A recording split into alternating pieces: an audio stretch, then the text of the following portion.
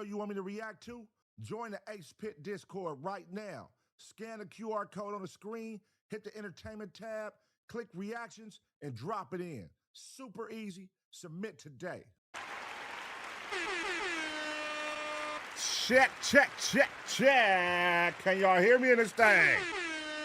I had to mess around and do some volume adjustments on here, so I don't know if it sound louder, if it sound cool, if it sound low. Let me know on the volume though. Let me know how it sound. Let me know how it sound, man. Come on. Goddamn. Hey, I'm on time today, man. Goddamn. Y'all see that? I'm on time, bro. I started right when it hit 8 o'clock. Bingo. You feel me? Up in this thing. So, yeah, I want to make sure that the volume is A1. I saw somebody say it, and I'm like, damn, I thought I'd been fixed that problem. When they were saying the volume be low on a TV or whatever. So I just found out some changes I needed to make. So hopefully it helps tonight. Hopefully it helps so that y'all can hear it cool on y'all TV and on y'all phones. Hopefully. Let me know. Let me know. You know what I mean? We gonna get it all straight. We gonna get it all straight. We cool? Shout out to the bag man. He said we good up in here. Shout out, man. Q660, what's going on? Shout out to the Grays, man. Who's the president of the Grays, man? Who's the president? Somebody got to be in charge of the Grays. Got to round these motherfuckers up. You know what I mean? I made one. Thank you very much then, man. That's what I like to hear, man. You know, shout out to my brother, Chat GPT. He just walked me through the volume adjustments, man. I had some things off, and I was running things through, like, a default. It was, I guess, through Streamlabs, a default. I wasn't going through my Rodecaster. It was never set to go through my Rodecaster. I don't know. That's probably what it was, man. So, you know, it's all good, man. Also, the voice is sounding extra crispy. Come on, baby. It sound extra crispy. I think we figured it out, y'all. Yeah. I think we figured it out. Shout out to the Grays, man. We got to find who will be the president of the Grays. Grays, y'all got to come together and pick somebody, man. You know what I mean? Because I need to know who to contact, you know what I mean, in case of any issues and that you can calm them down. Who can facilitate, you know what I mean, and coordinate with the Grays, man? Who can calm all these motherfuckers down, man, when they be tripping? Nah, they be chilling in here. Everybody be chilling. I don't got nothing bad to say. Everybody be chilling in here, man. We be having a good time. You feel me? Tonight, though, I just got hot topics, man. Look. Y'all know I was on a zapping spree. I was getting zapped back to back, so I went live this weekend, and I just did like a couple little hot news topics. You feel me? So I'm gonna do the same tonight. It's gonna be long crime topics though, but it's gonna be the shit that's hot in the press and you know, just some other little shit. So right now I threw in 2 body cam ones at the end though. You know what I mean? So I gotta keep those at the end. Because I ain't trying to get zapped in the first two videos, and then, yeah, it's ugly. So, we going to react tonight. we going to get caught up with the Ashlee Jenae. I haven't researched since we did the last reaction on her. What's the latest and what's been discovered. That was about 2 weeks ago. So, it should be some details out. So, I found a video that I want to react to and see what's going on. What's the latest with her and the white man that went to Tanzania, Africa, and they found her strangled or hanging in her room, allegedly. So we're going to see what's up with that. Then David has been arrested. They finally arrested David. Everybody's been like, yo, it's plain as day this nigga is guilty or got something to do with it. But they finally arrested him, man. So we finna get caught up with 5 grisly details exposed in the murder complaint. We're going to see what's going on. And then somebody sent me this to react to. 600 arrests in large human trafficking crackdown in California. It's a quick news, 10-minute clip. I don't know. We're going to watch it. But I was like, 600 people for human trafficking in California? God damn. And then Gucci Man. What is going on with the latest and the greatest with Gucci Man? This is going to be an update. The Gucci Man situation gets worse. So let's get caught up with that. And then double murder in Olney. The Sabir bunch story. So we're going to see what's going on with this one. This is going to be one of those crime thriller stories and get caught up with that. And then we're going to end it with one that we was supposed to watch like 2 episodes ago when I got zapped. Boyfriend shoots girlfriend over flirty text message and calls 911 to confess, man. So, yeah, that's what we watching tonight. Keep it short, keep it cool, you know, nothing too crazy. Shout out to everybody up in this thing, man. Hold on, let me see. Let me see who up in here, man. Let me see who up in here. Westside LaRon, what's going on with you, my boy? Seb Calderon. Ugly Girls Killer. Okay. Lady M, what's happening? Most Hated. Low 92. First Lady Kia's in this motherfucker. Icky Ricky. Where's Icky Ricky at, man? Where my boy Icky Ricky? I ain't saw Icky Ricky in here. Where he at? He up in here? Shout out Icky Ricky, man. Memphis May. What's up, Big Memphis? You heard me? My boy. What's going on, man? Icky Ricky. There you go. My boy Icky Ricky. What's happening with you, big dog? Mile High Stepper. Mo Schmobby. See Ufa 916. What's going on, man? I see y'all. Elijah Jones. What's happening? Jess Ellie. What's going on? Papa E. What's up, Papa E? Where the mills at, man? You been slacking, bro. You been slacking. Papa E has been slacking with the mills. He ain't give us the latest and the greatest. I think he was just fronting, y'all. He cooked for 2 days, put in 2 meals, and that was all he had, man. My boy was been fronting on us. Papa E, where the mills at, man? You the Taser Gang chef, dog. You got to keep the Discord cracking. You know what I mean? Icky Ricky said he working night shifts. That's right, my boy. Who all at work right now? Where y'all be at? You know, I want to start really sitting. I'm going to really start sitting down talking with you motherfuckers. Because where y'all at right now? Like, who at home? I be shouting everybody out, you know, if you at home, you at work, you on the road. But who's actually at home? Who's actually at work? Who's actually on the road? Let's put some faces to what's going on, some names. Because I need to know on Tuesday nights, what do y'all be doing? When y'all watching this, are y'all at work? Are y'all at home? Are y'all outside? What are y'all doing right now? You know what I mean? Prison Meals with Papa E. Prison Meals? Nah, hey, Papa E, he call your shit Prison Meals, bro. Prison Meals is crazy, dog. At the Brib on the East Coast. Okay, he's at the crib. Davey Bang's at the crib. Idiocracy is at home. Watching the Laker game, Bagman. Night shift. Okay, Elijah Jones, night shift. Okay, Westside LaRon is at the crib. You feel me? Shout out to Big Uno and Taser Gang. Shout out Memphis Made, man. You know what I mean? Chucky is at this motherfucker. You know what I mean? He's at the house, chilling at the crib, Most Hated. Yeah, everybody at the crib, everybody chilling. And motherfuckers at work. Some people are headed to the late night shift. I was going to do a late night tonight. I ain't going to lie. At first, because my kids was down here. They just went upstairs like 20 minutes ago. So my kids was down here playing, chilling. And I'm like, damn, I ain't finna kick them out to stream. I'm like, shit, they down here hanging with daddy. My daughter just got her cast off her arm right now. So, you know, she's still adjusting her arm. Even though the cast is off, she's still getting used to. So she got her cast off her arm. So she came out here, was playing some little football, hot potato and all that. So I'm like, damn. I'm like, I'm going to just do late night stream, you know? I'm going to go live at 10 o'clock. I'm going to go live at 11. But then, you know, I went to the Discord, and as I was finna go in there and type something, I saw somebody say, Pun, we have nothing to watch right now. Go live. And sometimes that's all it takes for me, man, is one person. One person motivates me to push that goddamn button. And I'm gonna go live. Big Uno's gonna go live, man. So that's all it took. I saw that in the Discord, in the Gold Members chat, and I said, you know what, I'm gonna go live right now. Fuck it. Let's go live right now. Let's go live. You feel me? So it's cool. My girl's doing Taco Tuesdays. It's going up right now. Taco Tuesdays going up. So, the earlier I can finish, the sooner I can get to these tacos, man. So we're going to make this a good one, y'all. We're going to make this a good one. We're going to react to some hot topics and 2 long crimes. Well, they all long crime topics, but, the body cam styles at the end. You feel me? Just in case. We ain't trying to get zappity-zapped. We trying to keep this roll. How long y'all think we could go without getting zapped?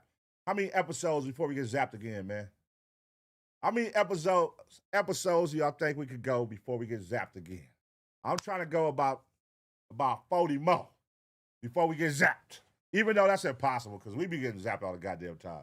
Especially watching these body cam videos, man. I fucking know. I don't know what to look for. Because some videos got guns, but we don't get zapped for it. And then some videos We do get zapped for it. I don't get it. Like, what is it like a certain thing somebody's doing with the gun? Okay, I know when somebody get killed on camera, yeah, I get that, but I don't know, man. Some videos they let pass. We watch a lot of body cam videos. They let guns pass. I don't know, man. You know, fuck it, man. Where is Spider-Man? Speaking of, where is Spider-Man? Spider-Man, step to the front. Where you at, doggy dog? You know what I mean? Where you at? Where's you at, bruh? Hun, you got her come on the lunch table. Yeah, shout out to the lunch table, nigga. Shout out to the lunch table. Let's go. Most hated with the gifted. Come on, let's get them greens up. Hey, when it's all said and done, everybody in the chat will be green, man. That is my dream, like Martin Luther King, Pun Luther King. I had a dream that everybody one day will turn green in the chat. You know what I mean? Taser Gang officials. We need everybody to be green in the chat, man. Everybody, one day. That would be my dream, man. We just in this motherfucker. You know what I mean? Big ass function going on. Green side. We ain't gonna have no gray side, because there ain't gonna be no grays. You know what I mean? It's all going crazy. Welcome to the green team. I like that. Hey, Most Hated, I like that. Welcome to the green team, man. You know what I mean? The Taser Gang, if you don't know, if you have to look like, what the fuck is Pun talking about? Gray side, green side. So we have two sides of the Taser Gang, man. We got the green side and we got the gray side. The gray side, you know, that's all the viewers, man, who come in, dibble dabble, take a look. You know what I mean? Want to see what's going on. They in the club, but they not in the VIP. You know what I mean? The greens is in the VIP, but we all in the club. We all in the club. We all partying. But the greens is VIP, man. So if you want to be VIP, you know what I mean? Come on over and join the green side. But don't worry. If you a part of grays, you still in the club. You get to see what's going on. You know what I mean? You just don't get the exclusives. You don't get the cool emojis. You don't get the access streams, the early access streams. You don't get to see videos first. A lot of videos I do, I space them out 2 weeks apart, 3 weeks out. You know what I mean? You get to see them first. You know what I mean? Shit like that. And I talk, give y'all some insights on certain things, what's going on. And I build with y'all and get ideas from y'all, exchange ideas, come up with ideas, different things together, man. So, you know, shout out to the goddamn members. Shout out to the members. Come on, Rising Moon. Don't start doing that, man. I just told you we all in the club, brother. We all in the club. Rising Moon said, Pun, I've been rocking since day one, man. Come on. We all in here. Check out meal of the day I just cooked that ran 100 fire. All right, my boy is back. Poppy is back with meal of the day.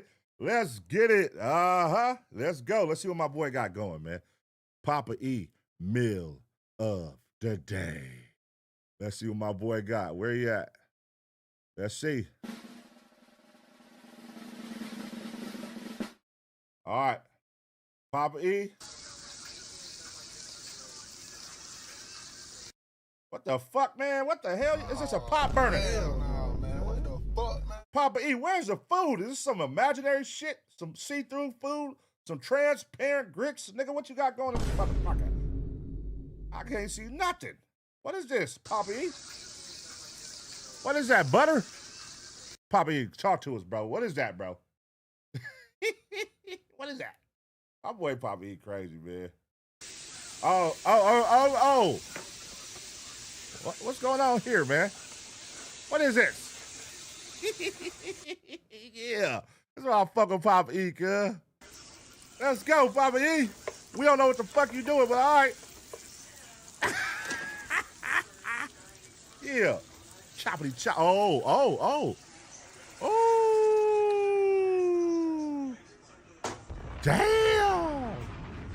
Damn. What is this, Papa E? What is this called? Green bean stew? What is this? Green bean? What? Hey, Taser Gang, what should he call this meal right here? I need everybody right now to put some input. I need input from every last person in this motherfucker. I see 200 plus people. I need 200 plus motherfuckers in the chat right now. What should Papa E call this meal right here, man? What do we call this meal? Green bean soup. Mud beans. Prison food. A little sauce. Uh-huh. Come on. The sale special. Mud butt. Pig slop. Damn. Voodoo soup. Prison casserole. Puke casserole. Dirty beans. God damn. The poor man stew. Pig soup. Soup incarcerated. Damn. Green bean slop. Come on, man. Some bullshit. Hey, why y'all getting at that nigga like that? Trash as fuck. Pat's fan said trash as fuck. Damn. Nah, my boy doing it up, man. Hold on. Don't get that Papa E. Because if y'all sleeping, y'all better go back to his previous meals, nigga. Papa E's Meal of the Days is going live in the Discord. If y'all want to see what Papa E cooking, go check him out, man. Hold on. Let me wake y'all game up. Yeah, Papa E. Let him know. Let him know, Papa E.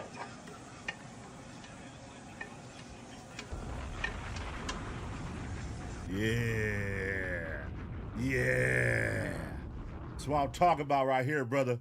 What is that, meatloaf or something? Is that meatloaf? What is that? Is that meatloaf? Let me see. Hey, Papa E, is this meatloaf or what is this? I don't know what this is. My nigga said it's that Facebook Marketplace food. Oh, hell no, man. What the fuck, man? My nigga got that Facebook Marketplace food. Hey, Papa E, I'm fucking with it, my boy. You know what I mean? You doing your big one right here. I see you cheating though. Look, you got them bag of green beans over there.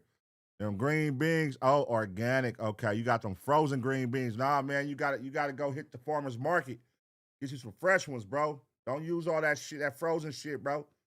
You know what I mean? You're gonna lose the flavor. You're gonna lose the taste, man. Don't use that frozen shit, brother. You know what I mean? It's just loaf. Okay. Papa E said, I don't cook a lot. Oh, that's pork loin. Oh, okay, pork loin. Oh, I thought that was meatloaf. All right, well, shout out Papa E, man. That's right, Papa E. Make sure y'all tune in Papa E's Meal of the Day, man. It's going up in Discord. Just go to the Meal of the Day tab. That's all Papa E right there. If you want to join in, if you feel like you could do better, if you feel like your meals is better, if you feel like you at home right now cooking a meal, go drop that motherfucker in there and we'll pull it up. And we'll let the Taser gang comment and we'll let them respond and see what they think about your meal.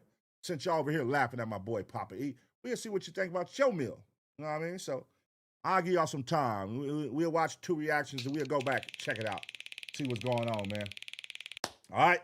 It's all good. Shout out my boy Papa E, man. Moose Knuckles. WWW. W's in the chat for Papa E, man. W's in the chat for Papa E.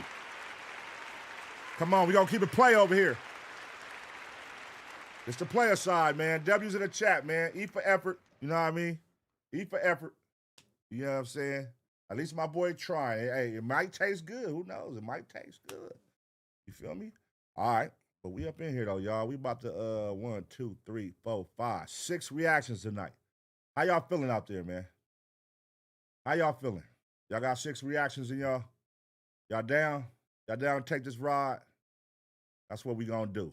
They ain't super long. You know, 10 minutes, 30 minutes, 10 minutes, 30, 20, 25. So we gonna be in this motherfucker about 3 hours. 3 hours, man. Something simple, something light.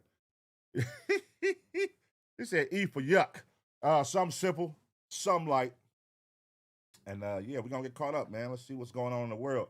I'm really interested in this David case because we've been following this one from day one.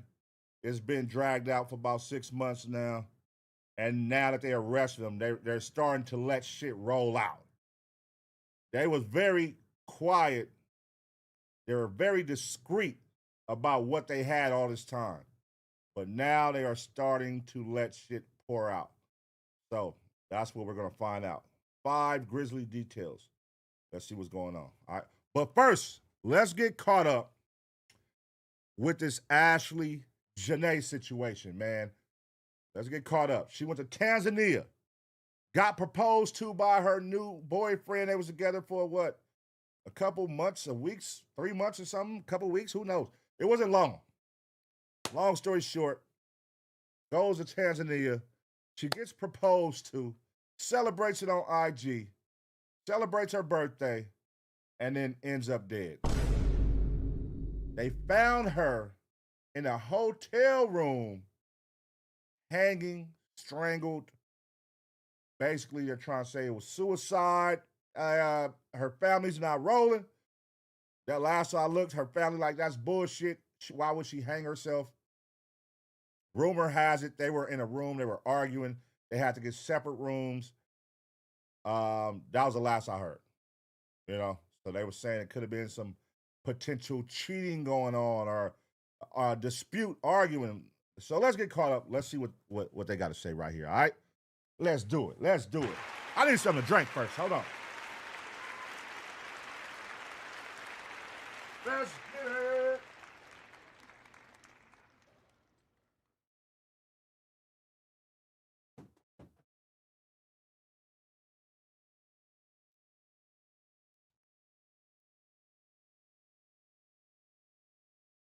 All right, we back. Let's get it. Let's see what happened in Tanzania, man. More updates about the Ashlee. Let's get it. Boom, boom, boom. Ashlee Jenae found out Fiance was heck. Oh, uh-oh. All right, y'all, we back with another reaction right here on ABP Reactions, and right now we are finna get caught up on this Ashlee Jenae case.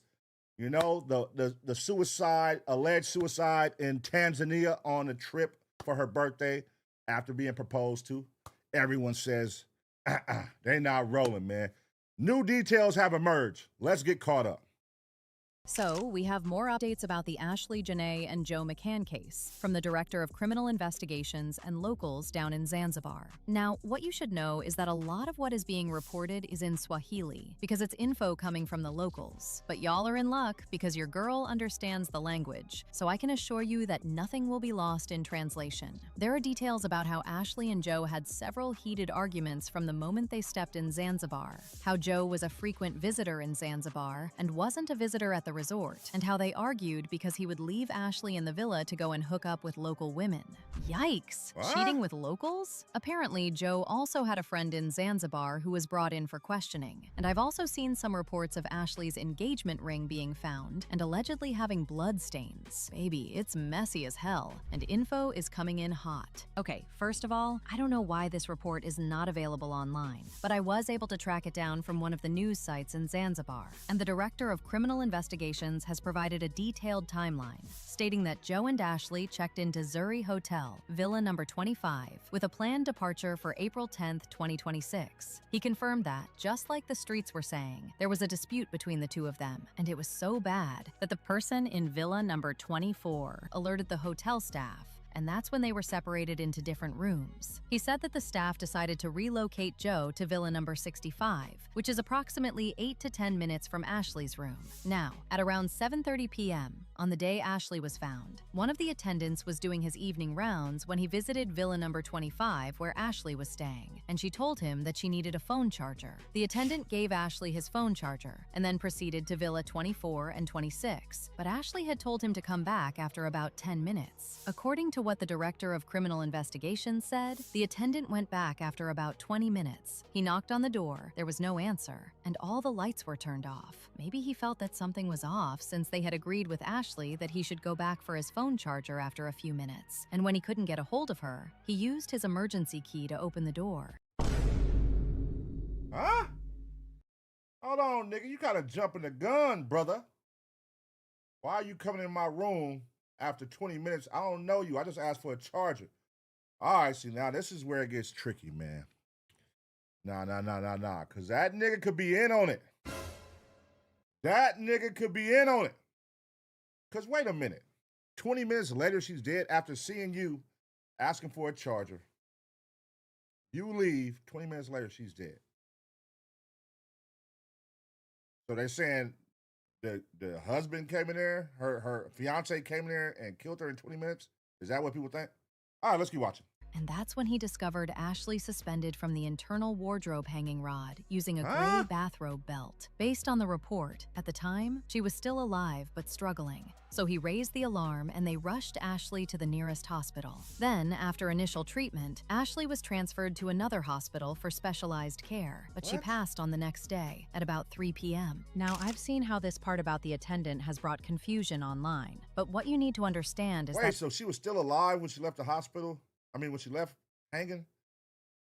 This is interesting. this attendant had given Ashlee his phone charger, and I'm assuming he probably told her that his shift would be over soon and he needed his phone charger back, which is why Ashlee probably told him to go back after a couple of minutes. Honestly, at first, this is what I thought made sense, only to come across POVs from the locals saying that Joe wasn't exactly a stranger in Zanzibar. He actually knew the lay of the land, and the people at the resort knew him well. And now, a lot of people are wondering whether they were covering for Joe. Think about it. The staff claims they moved Joe to a completely different villa that was 10 minutes away. Then, they claim Ashlee told the attendant to come back for his charger in a similarly short window of time. Isn't it a bit too convenient? By placing Joe 10 minutes away and having a staff member discover the scene soon after, they create a timeline where it's physically impossible for Joe to have been in the room. To some people, considering these are people he apparently knew before, it feels less like a carefully constructed alibi to prove there's no way he could have committed a crime. And here's the thing. This motherfucking hotel don't got no damn cameras? Like, what hotel don't got cameras? Like, you could see a hallway and track where he was at and where she was at, and if that story is true, if he came and gave her a charge and 20 minutes later came back. Because that is super random. How do I go from asking you for a phone charger to now 20 minutes later I'm hanging myself? Why the hell would I want a charger? If I'm going to check out, what I want a charger for? So that right there makes absolutely no sense. If the last time you seen her, hey, can I use your charger? And then she said, come back and get it in 20 minutes. And then you come back in 20 minutes, she's hanging herself. That don't even make sense. That don't add up. But let's see. Locals are saying that because of that familiarity, Joe was well aware of how things worked behind the scenes, specifically the fact that the local police and the staff could be bribed. It definitely adds a different layer to the story when you realize he chose a spot where he knew he could likely buy his way out of trouble if things went south. Apparently, what the police are not saying is that they took about 10 people into questioning, including the hotel staff and a white friend of Joe who was in Zanzibar at the time. Like, this man was so at home in Zanzibar that he even had foreign friends there. Plus, it also doesn't make sense that Ashlee's family is still being kept in the dark about autopsy results, even though it's been completed. Her father had to fly to DC just to get US officials to help communicate with Tanzanian authorities, but they're still not releasing her body or the findings. Like, what are they really hiding? Or covering up? But that's not even all, guys. I know a lot of y'all have also been wondering what the arguments were all about. Well, a source from Zanzibar is now revealing that Joe and Ashlee were arguing because he was cheating on her, and he would leave the villa to go and be with other local women in Zanzibar. Apparently, there was even another argument at the reception because somebody was flirting with Ashlee, and he got offended, and Ashlee started screaming about him cheating on her. This was the problem, and I don't know how this escalated to the point where she— See. This is the problem with social media, bro. Like, you would have never expected from all these pictures that she's doing while she's out there. See, people want to make their life seem so, you know what I mean, so beautiful and glorious and perfect. You're out there feeding giraffes, you're celebrating your birthday, you're getting proposed to and jumping on them. You fully jumping on with lions walking. The whole time you're over here worried about him cheating. He's really, in real life, you're worried about him cheating. Y'all got to be separating rooms because y'all arguing. But on social media, y'all making it look the part. Y'all making it look so happy. And that's why people are conflicted. But the easy go-to, obviously, because she's black and he's white, a lot of people just off that go like, oh, the white man did it. You know what I mean? But then you also, it be situations. I'm not saying he did. I don't know the nigga from a can of paint. You know what I mean? Listen, I just was going off facts. I present the facts and I can tell you what I think. But I don't know him from a can of paint to judge him on how he is with bitches. I don't know. You know what I mean? But did he do it? Y'all let me know. If y'all really know who the guy is, y'all heard about him, let us know in the comment section. But as far as creepy motherfuckers working at these hotel buildings too, that is a real thing. There be some creepy ass motherfuckers working at these hotels. Janitors, room attendants, all the motherfuckers, man, they be doing some creepy shit. So you can't never not count them in too on doing something, you know? But I don't get why they don't have cameras. Like, you know, it seemed like a nice hotel they're at. Like, why they don't got camera? They can just pull camera footage and see who was in the room, who walked to the room, where, you know what I mean? Confirm the stories.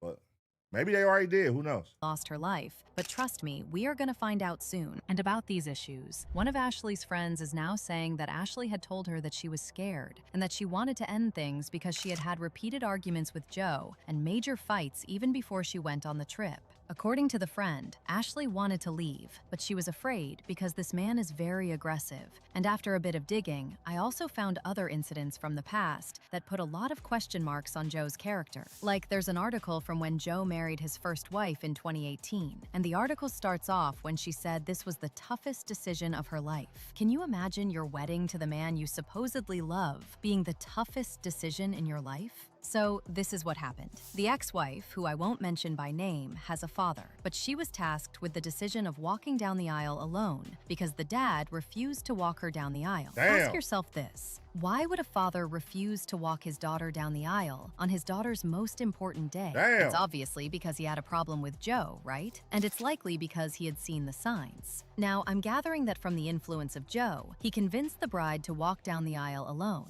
And as she came down the aisle at that moment, she said he promised her, "You will never have to walk alone in life again." The sad thing is that Joe made this promise to her only for him to leave her in 2021 while she was pregnant with their second baby. Oh my God, this guy's an asshole. He did it. He did it. Guilty. Yeah. I need to get some a breakdown of your MO, nigga. How you is? You left her pregnant? The daddy didn't want to come down the aisle. He don't fuck with you. You got to be a fucked up motherfucker to still proceed with the wedding, even though you know the daddy don't fuck with you. That's like, oh damn, your dad don't want to give you away. That'd be kind of like a deal breaker, unless y'all on some goddamn Bonnie and Clyde shit. But you know, clearly you wasn't, because you as soon as she got pregnant, you dipped on her. Damn.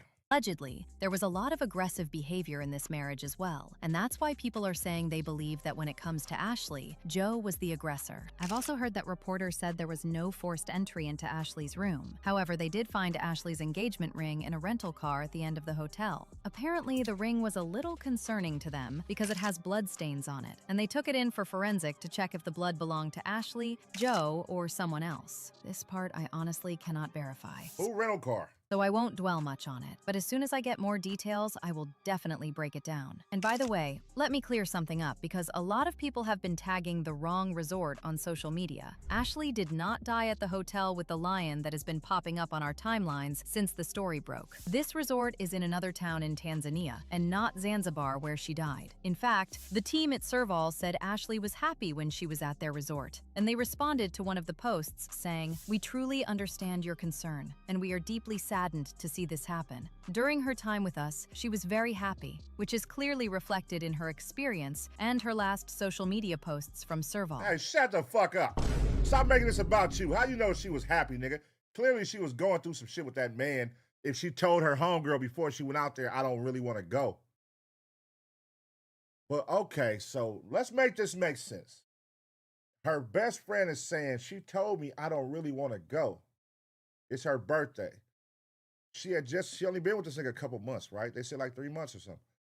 They get out there and he instantly proposed to her.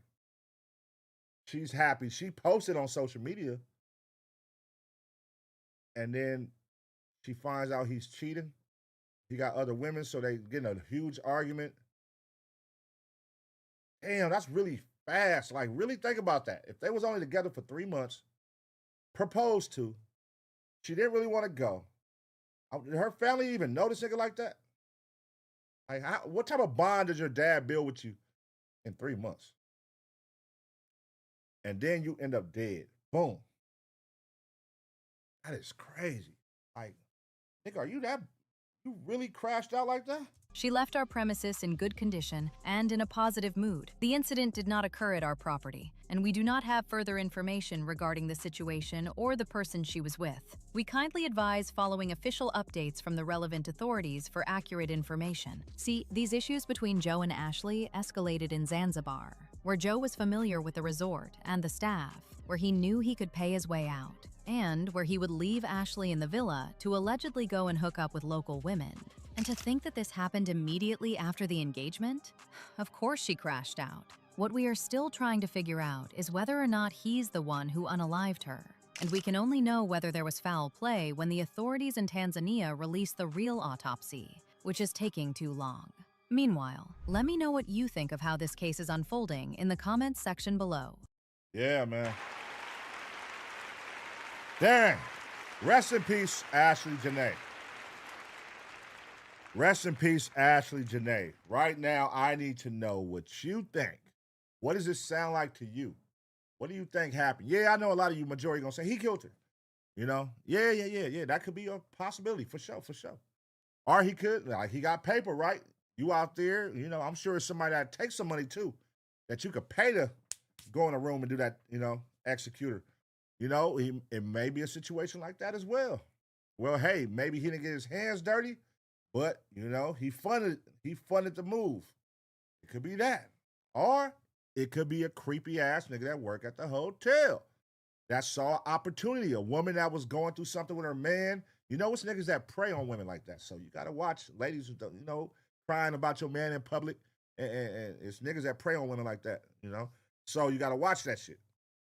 I don't know. It's a wild world we live in, y'all. You can't never count out nothing, you know. But in this situation, I think a lot of people feel like it was him. You know what I mean? All roads, all signs lead to him. But let's see, man. We're going to keep y'all updated as we find out more right here on ABP Reactions, man. But let me know what y'all think. I'm going to give y'all 2 seconds to smash the like. And as always, get ready for the next reaction.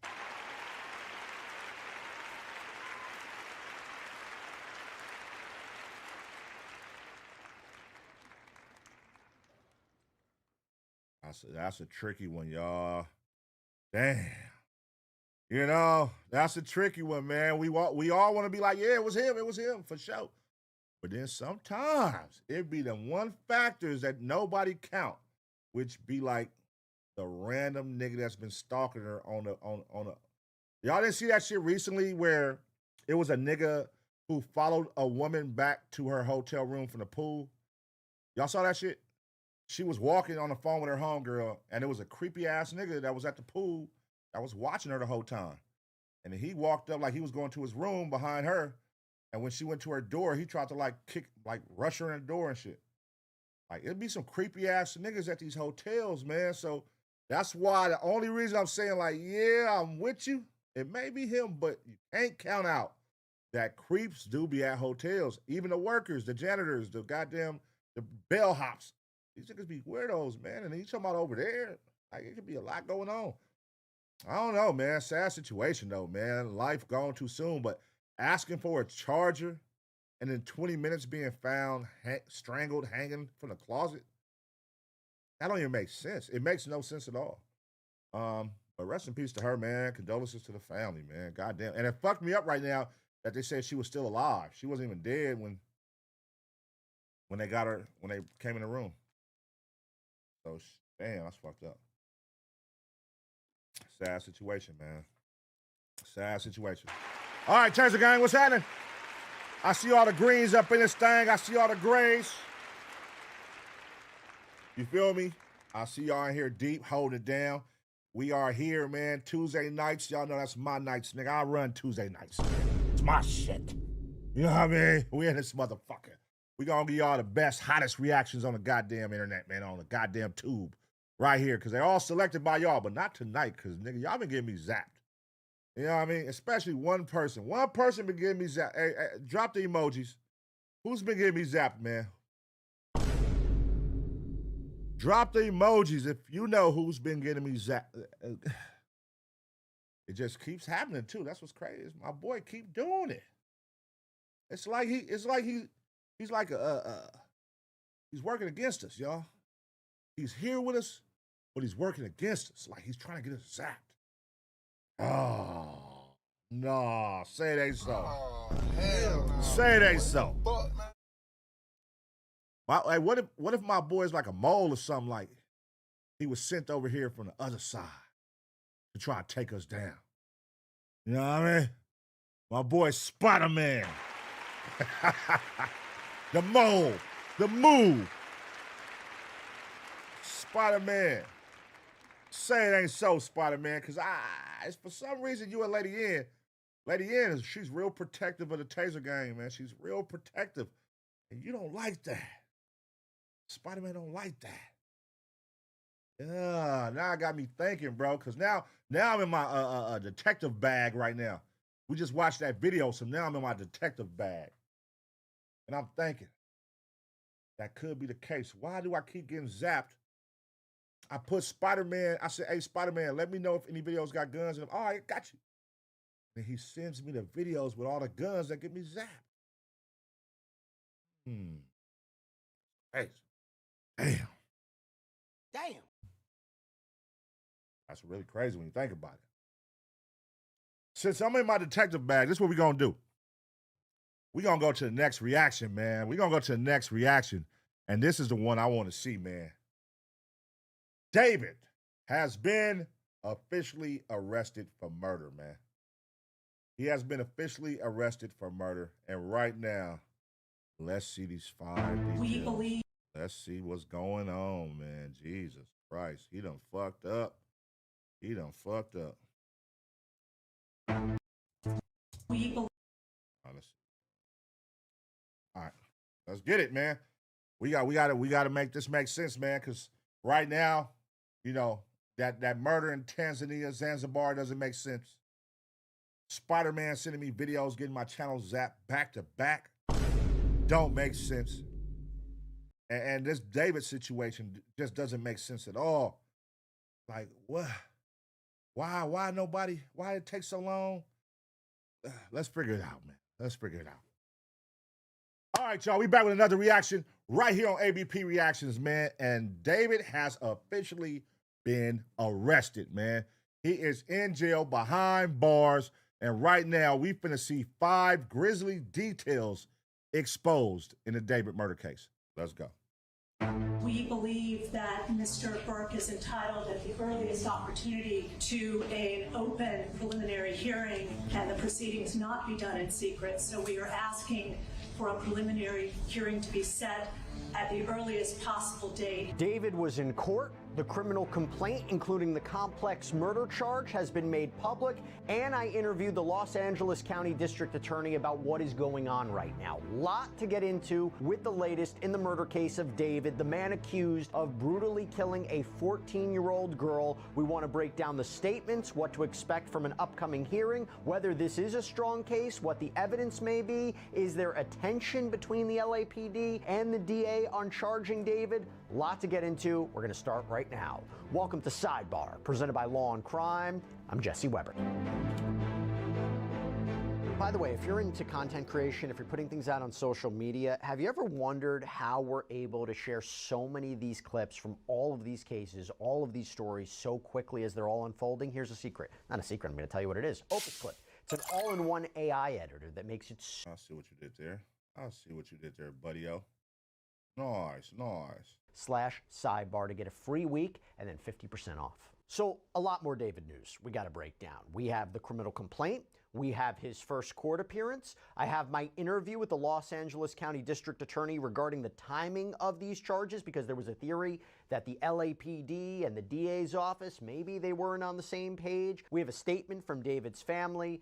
So much to get into. And I also want to bounce this off of my guests later on in the show to make sense of what may be happening behind the scenes, okay? Now, this piggybacks off of what we talked about yesterday when the 21-year-old singer, the romantic homicide singer, was officially charged by the LADA in connection with the death of 14-year-old Celeste Rivas Hernandez, whose decomposed dismembered body was found in the trunk of a Tesla reportedly registered to David back on September 8th, 2025. Now, to be clear, before I even get into the criminal complaint, David is innocent until proven guilty, okay? These are merely allegations, okay? They haven't been proven in a court of law. Just want to make that clear. Now, I'll tell you what, instead of going to the presser from yesterday that was held by the LADA, because we played all of that in our prior episode from yesterday, what we didn't have yesterday when we did that episode, but we have right now, is the official criminal complaint. It was filed, it has been released, we have our hands on it. So let me read to you.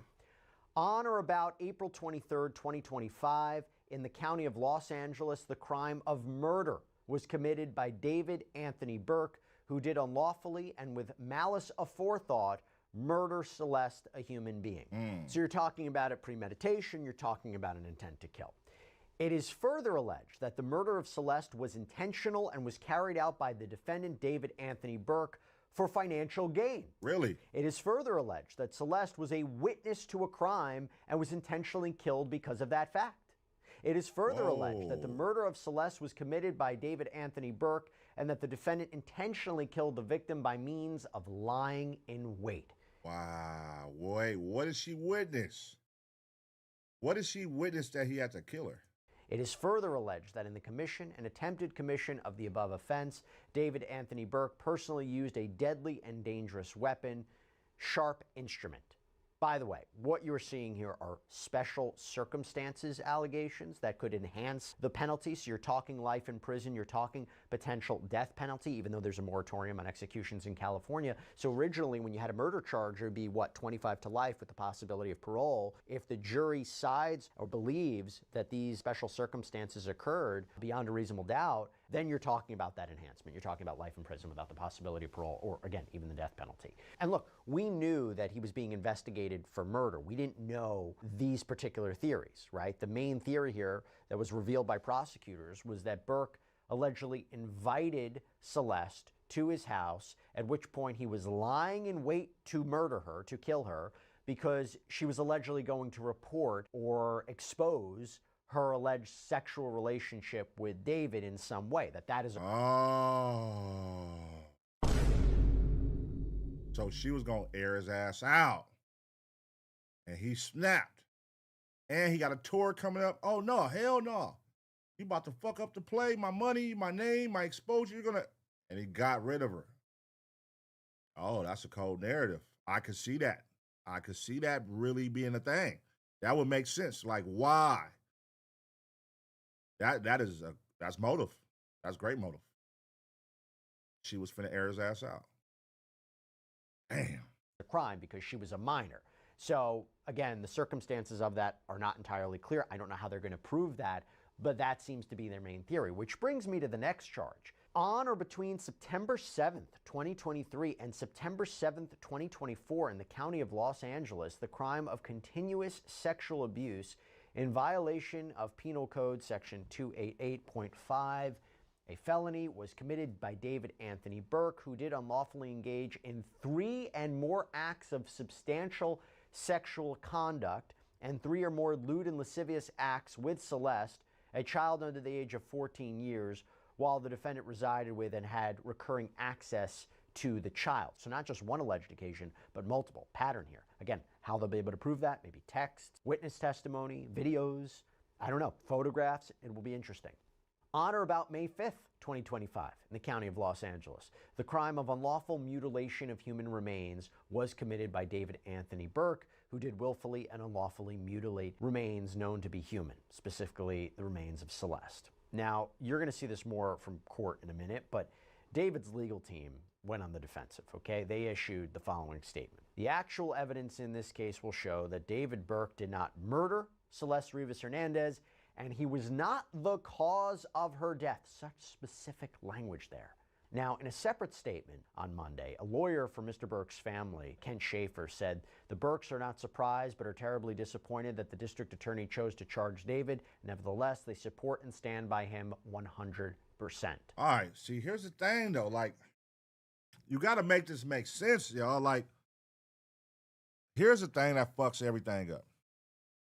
One, you saying, hey, it wasn't me. 2, That don't make sense because, in my eyes, like it's kind of like it happened in front of you're in a car. Who has access to your car for one? Let's start there. And if it's somebody that don't know you, you're saying they broke into your car to put her body in there. They killed her and put her in your car. It got to be somebody that got access to your car, which would, number one suspect, be you. And if it ain't you, then who? Because then the who would be like, who wants her dead? And then who would take her and then put her in your car? That's the part that doesn't add up at all. The car is what's throwing everything off. In front of your house, in your car, the car that's in your name, and it's in your car for months. That's the part that's throwing everything off. So it's like, brother, how your team gonna have to come up with something crazy to explain that. How is that possible? And you not know. And you're not wondering where she's at. She's been missing for a year and a half because she's been with you. And now she's missing and you're not questioning it. I don't know, man. It's tricky. Patrick Steinfeld, a lawyer apparently for the Rivas Hernandez family, said in a statement that family members were, quote, committed to ensuring that Celeste's voice is heard, and added that upon learning of David's arrest, her father, Jesus Rivas, said, thank God, justice for Celeste. And then we go to what happened later on in the day yesterday. David's arraignment, okay, where the defense requested an immediate preliminary hearing. I'm going to explain this afterwards, but take a look. Counsel, on behalf of your client, do you waive formal reading of the complaint, advisement of rights, including armed forces and veterans' rights, enter a plea of not guilty, denying any and all special allegations, enhancements, and priors? Yes, Your Honor. And you're requesting a preliminary hearing within the period? Yes, Your Honor. From the media reports, apparently there have been 4 months of secret grand jury proceedings.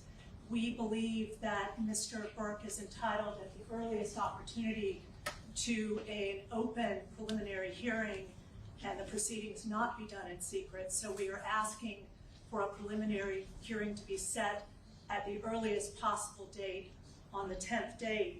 Your Honor, we believe the actual evidence will show David Burke did not murder Celeste Rivas Hernandez, nor was he the cause of her death.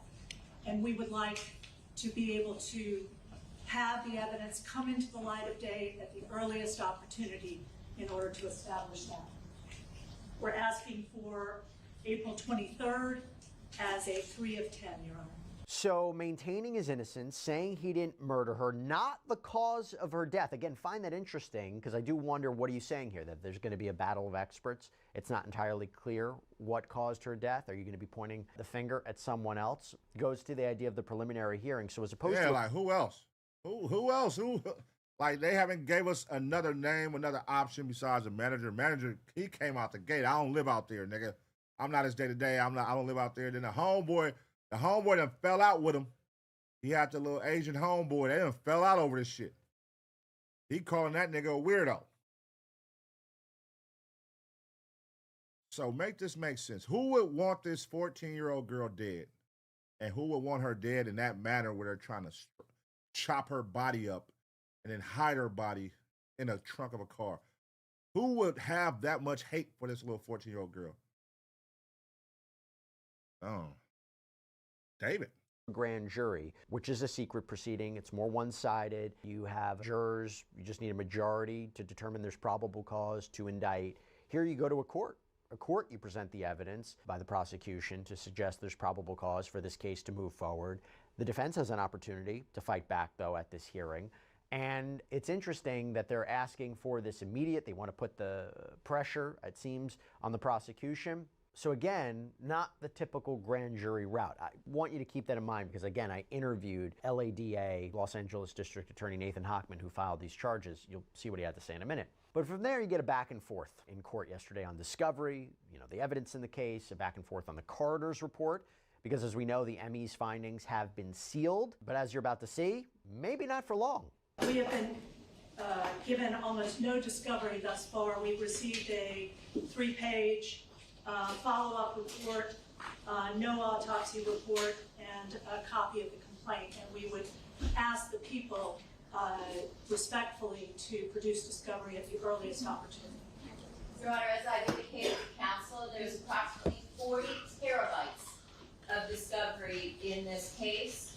Moreover, in order to obtain the transcripts from a grand jury investigation, counsel has to file a motion. Damn, 40 terabytes. She knows the way the system works. I'm not able to gather those. They have to be provided after the court orders them released because it was an investigation.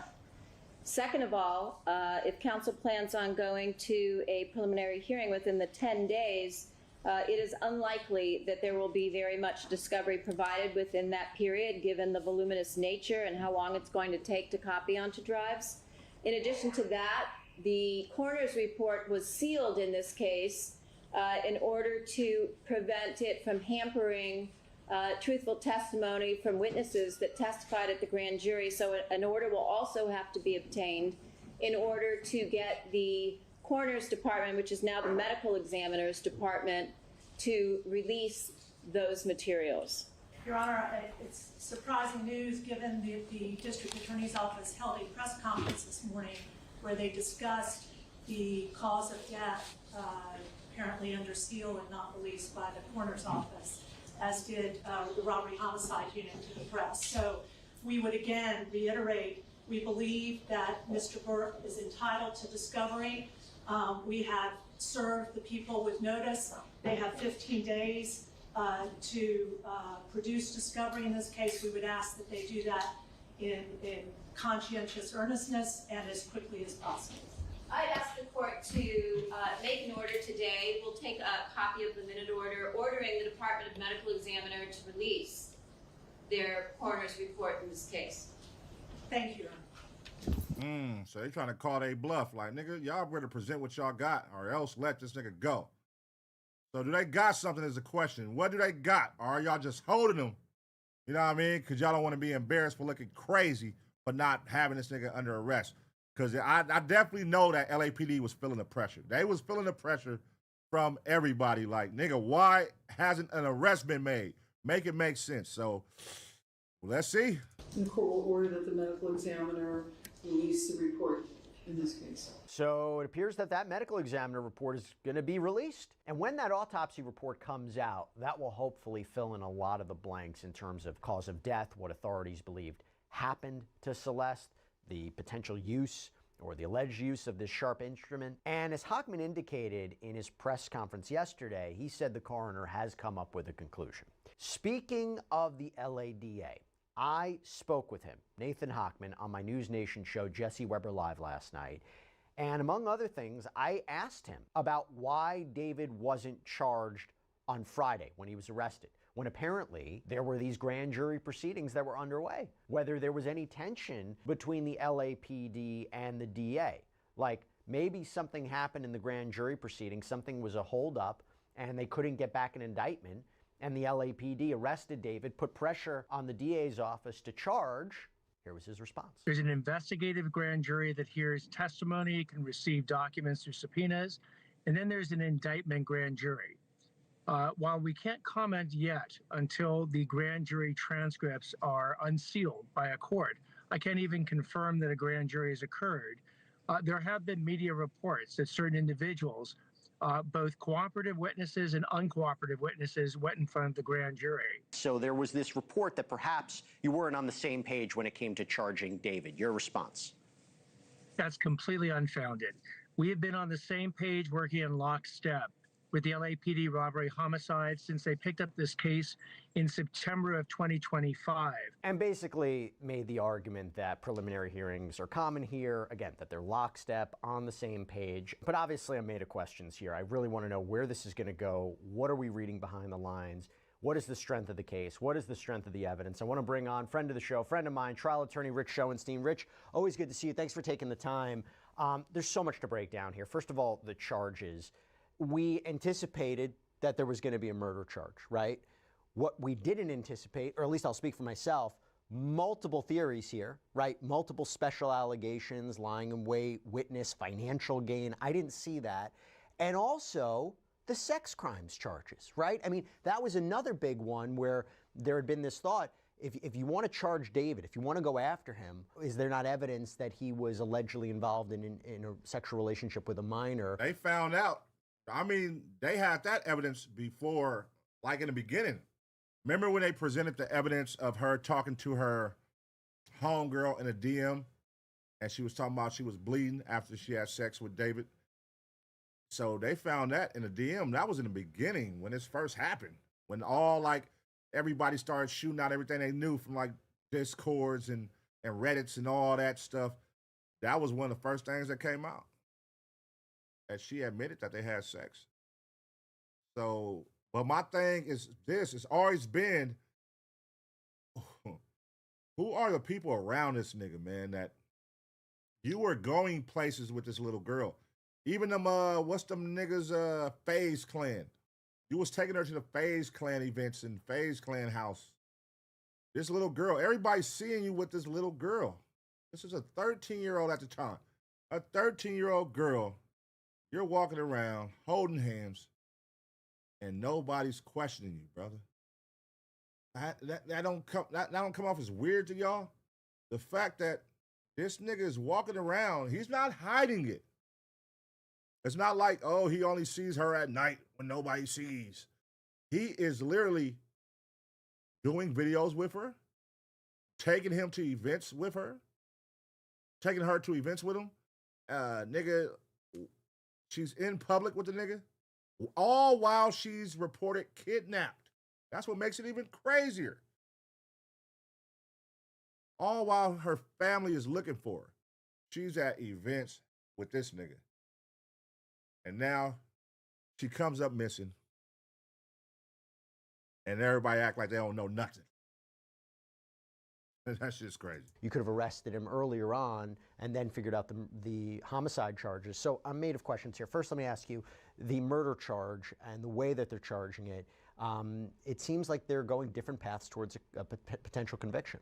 Yeah, well, they have three different, you alluded to it, they have three different special circumstances. They have the theory that, lying in wait, under the theory that he, I guess, was waiting for her, that he did it for financial benefit, and that he did it because she was a witness to the crimes, which takes you back to the sex crime part of it. She was the key witness to those.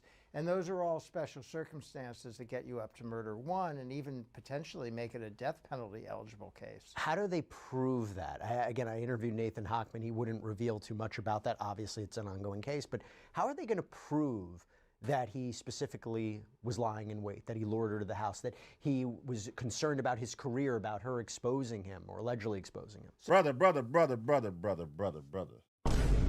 This is 2026. You know what I'm saying? I have teenagers. I have teenage children. Teenage children be on a goddamn phone, texting like a motherfucker, FaceTiming, talking to their friends in friend groups. They just sit on the phone and talking their goddamn FaceTime group chats with their homies.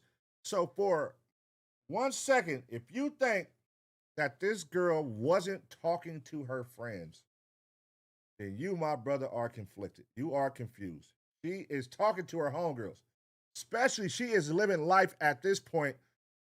She is a minor, but she's living life as how an adult would be, with no restrictions. She don't have no parents over her. She's with this guy living at his house, and they just doing it up. He's out of pocket. He's dating a minor. So she has no restrictions over there. So she's probably on her phone, probably on the internet, on a laptop. It's going to be some goddamn paper trails left behind. You know what I mean? Somebody knows something. A friend knows something. They even put out a photo of him allegedly paying off. That's what the photo was supposed to be, that he drove back to her hometown to pay off a young man. I know y'all saw that picture. We done seen it several times in these last reactions where they say he paid off the young man to stay quiet. And somebody took a picture of that. So, you know, it's going to be, I guarantee somebody knows something, man. It's no way. It just makes no sense that everybody's just clueless. So I don't know sitting here today how they're going to prove any of it, except that obviously they can prove that she's dead and that her body was dismembered, right? Those are the only things, and where the body was found. Those are the facts that we know. I imagine through witnesses they can establish her relationship with David, so can probably prove that. But how do they prove without witnesses that it was a sexual relationship? How do they prove without witnesses that he is the killer? I think the theory is he lured her in, murdered her, and dismembered her. How are they going to prove that he did that as opposed to somebody in his ambit or somebody else? A lot of it has been she went to the house, Yep. no one, she was never seen again. Yeah. And that is like what they really focused on. Obviously, they didn't get into more details, but I guess that piece of circumstantial. She went to the house from where? Because she's been missing for a year and a half. So where was she at? Because she didn't go home. So she went to the house from where? Where was she at? And how do y'all know? So what do y'all know that y'all not telling us? Because y'all know that she wasn't home and she was lured to his house. So where was she at? Evidence, right? They didn't say there was a smoking gun. They said it was the totality of the evidence. Right. They can show she showed up to the house and was never seen again, and it was a property that was in, I don't think it was necessarily one that he owned, but or that was rented for him, where he was staying at. I guess they will establish that he was the only one in the house, or maybe there's nothing wrong with circumstantial evidence. There's lots of these cases are built on circumstantial evidence. So the circumstantial evidence is her body was found in his car and it was dismembered. So that is circumstantial evidence. She had a relationship with him. I guess there's evidence that she went to the house, but I don't think we know all the evidence they have because we haven't had this preliminary hearing yet. We haven't seen it. We're going to find out more about the evidence. And the things I'm looking for, what is the scientific evidence, right? They examined her body. What did they find? Did they find his DNA? And what is the witness testimony that they have? Because there's been references to cooperating and non-cooperating witnesses. Who exactly is going to say what?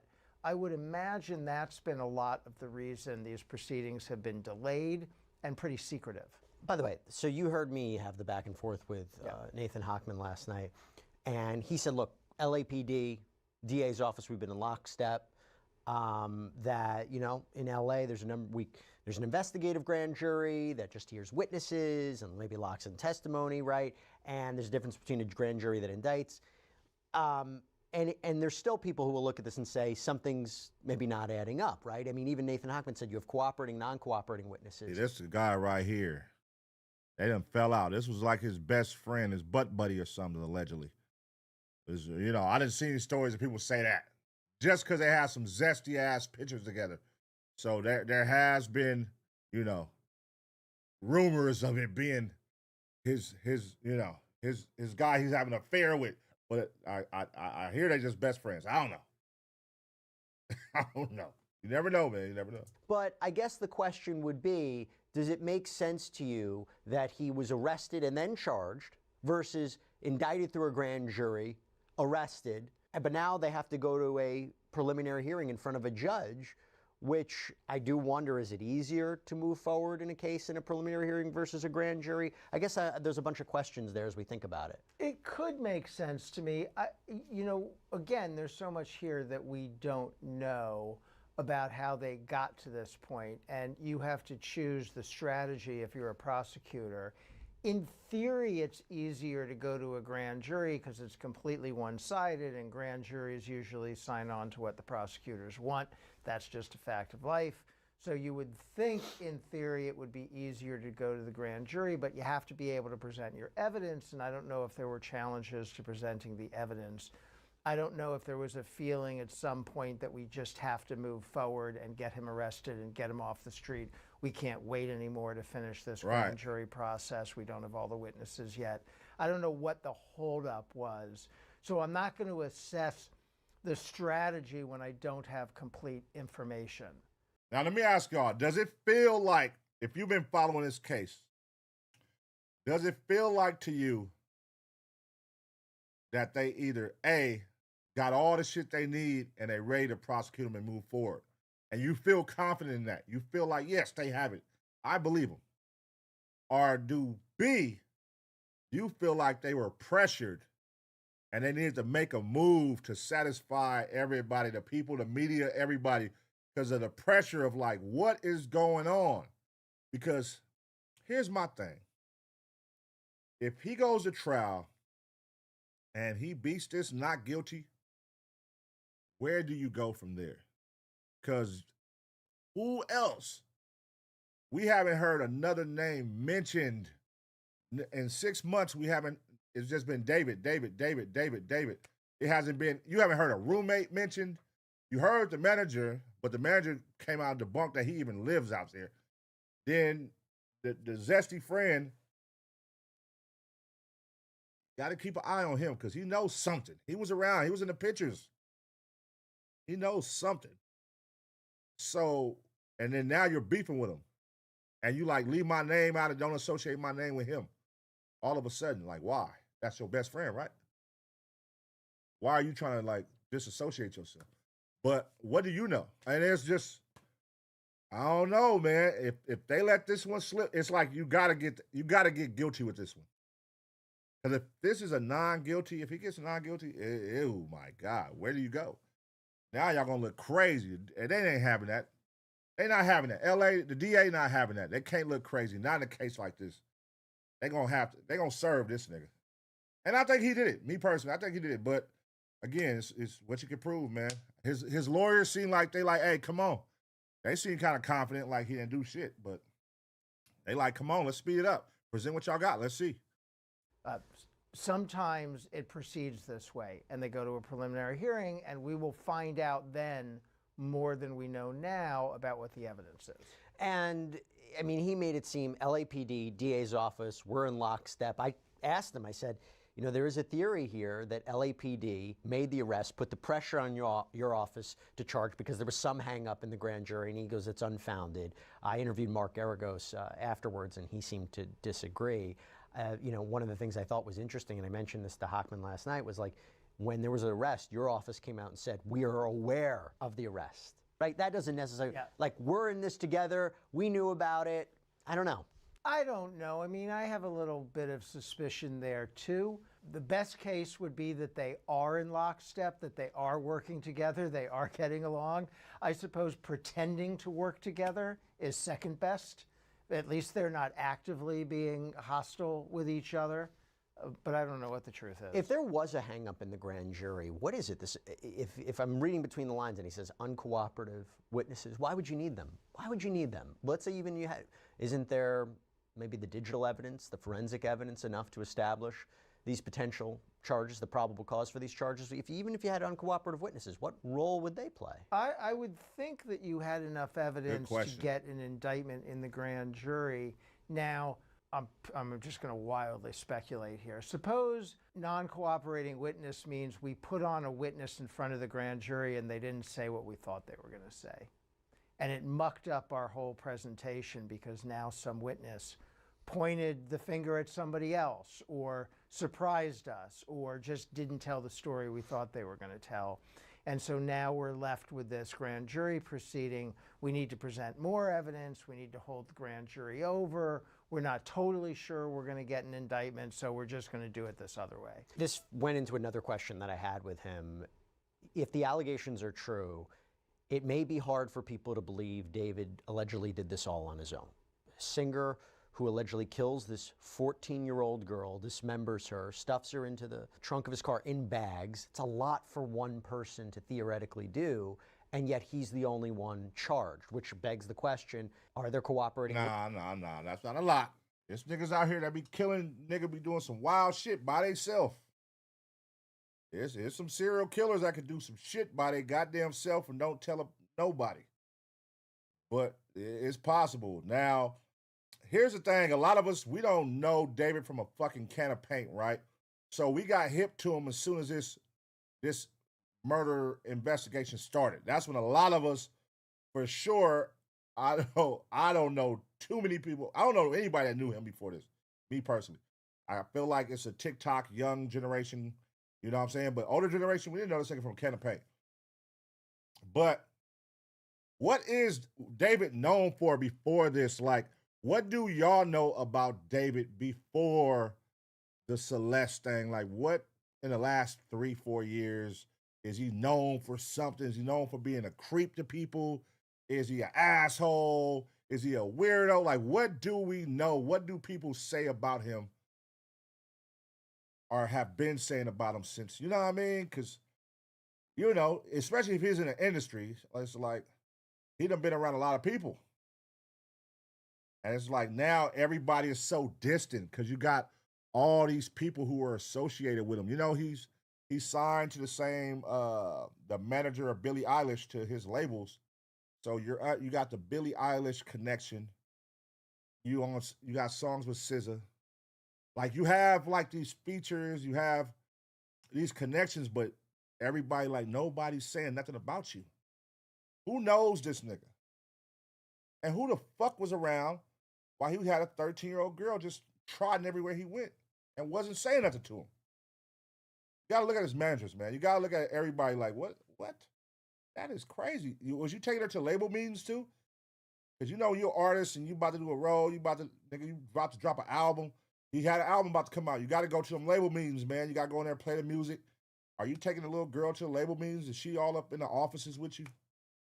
You know what I mean? Like, this is crazy. Witnesses, and you're gonna make deals with somebody who potentially was involved in this? So, well, you ask a good question, and you said a lot of things about David, and the thing you didn't say is he's very young. Yeah, He's 21 years old. Yeah. So this 21-year-old kid, and I'm sorry, 21 is still a kid, right? Well, I will tell you, by the way, I get a lot of heat online. People say, don't call him a kid. He's a man. He is legally a man. He'll be tried as an adult, but in terms of decision-making, I think if you talk to medical people, they will tell you your brain is not fully formed until you're like 26 years old. Shut up. But put that aside. It is hard to imagine him on his own concocting the plan, committing the murder, doing the dismembering, going out and getting body bags, putting them in the trunk of his car entirely on his own. That does seem to me implausible. It seems to me more likely that there was somebody else involved on one or more parts of that. And that could be what this investigation has been having to deal with. When I listened to the press conference, when I listened to Hochman last night, it seems to me they are not completely closing the door on charging somebody else. And if you're asking me what would change, whether or not that person decides to cooperate. If they decide to no longer cooperate, maybe they would be charged. I might be 100% wrong, but is that what's maybe going on? That sounds totally plausible. The idea in these kind of scenarios that you have people who are deciding if they want to be witnesses or defendants. And remember, if there are people who are involved, they don't want to testify adverse to him. If they're friends of his, they don't want to testify adverse to him. There's different kinds of help, right? There could be people who helped plan it. There could be people who helped do it. There could be what we call accessories after the fact. There could just be people who know about it or think they know about it. And so if you're a prosecutor, your pitch to a lot of those people is, do you want to be a witness or do you want to be a defendant? Yeah. And it depends. If they think that he is the one who is really responsible for this horrible, violent act, then they will make deals with others in order to pin the responsibility on him. What about this idea? I thought it was very interesting where the defense says that not only did David not murder Celeste Rivas Hernandez, he's not the cause of her death. That's very specific. Like, where are these pictures being posted that people have access to them? This nigga is publicly posting pictures with a minor. Like, that's what we need. Somebody fill us in. Who knew this nigga before? How the fuck is he getting this off and nobody's questioning this nigga? This is a missing girl.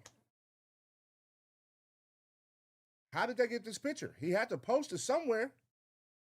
So he's posting that he's with a missing girl. One, a missing girl that's a minor. Two, and look at the matter. Y'all face to face, cheek to cheek. So what's your, you can't say, oh, we wasn't having any sex. I wasn't sexually attracted to her. Brother, that is a 14-year-old girl. You are cheek to cheek taking a picture. And you notice how in every picture they try to make like her face covered up. So you know you're doing something wrong. Every picture you see him and her in, it's like she covering her face or her face is covered up to a certain extent. You can still see it's her, but her face, certain parts of her face is covered up. They know they're doing wrong. They're basically boasting about it because they're posting the pictures. Yet and still, it was able to go on and proceed, and nobody stepped in to stop it, to call him out on his bullshit.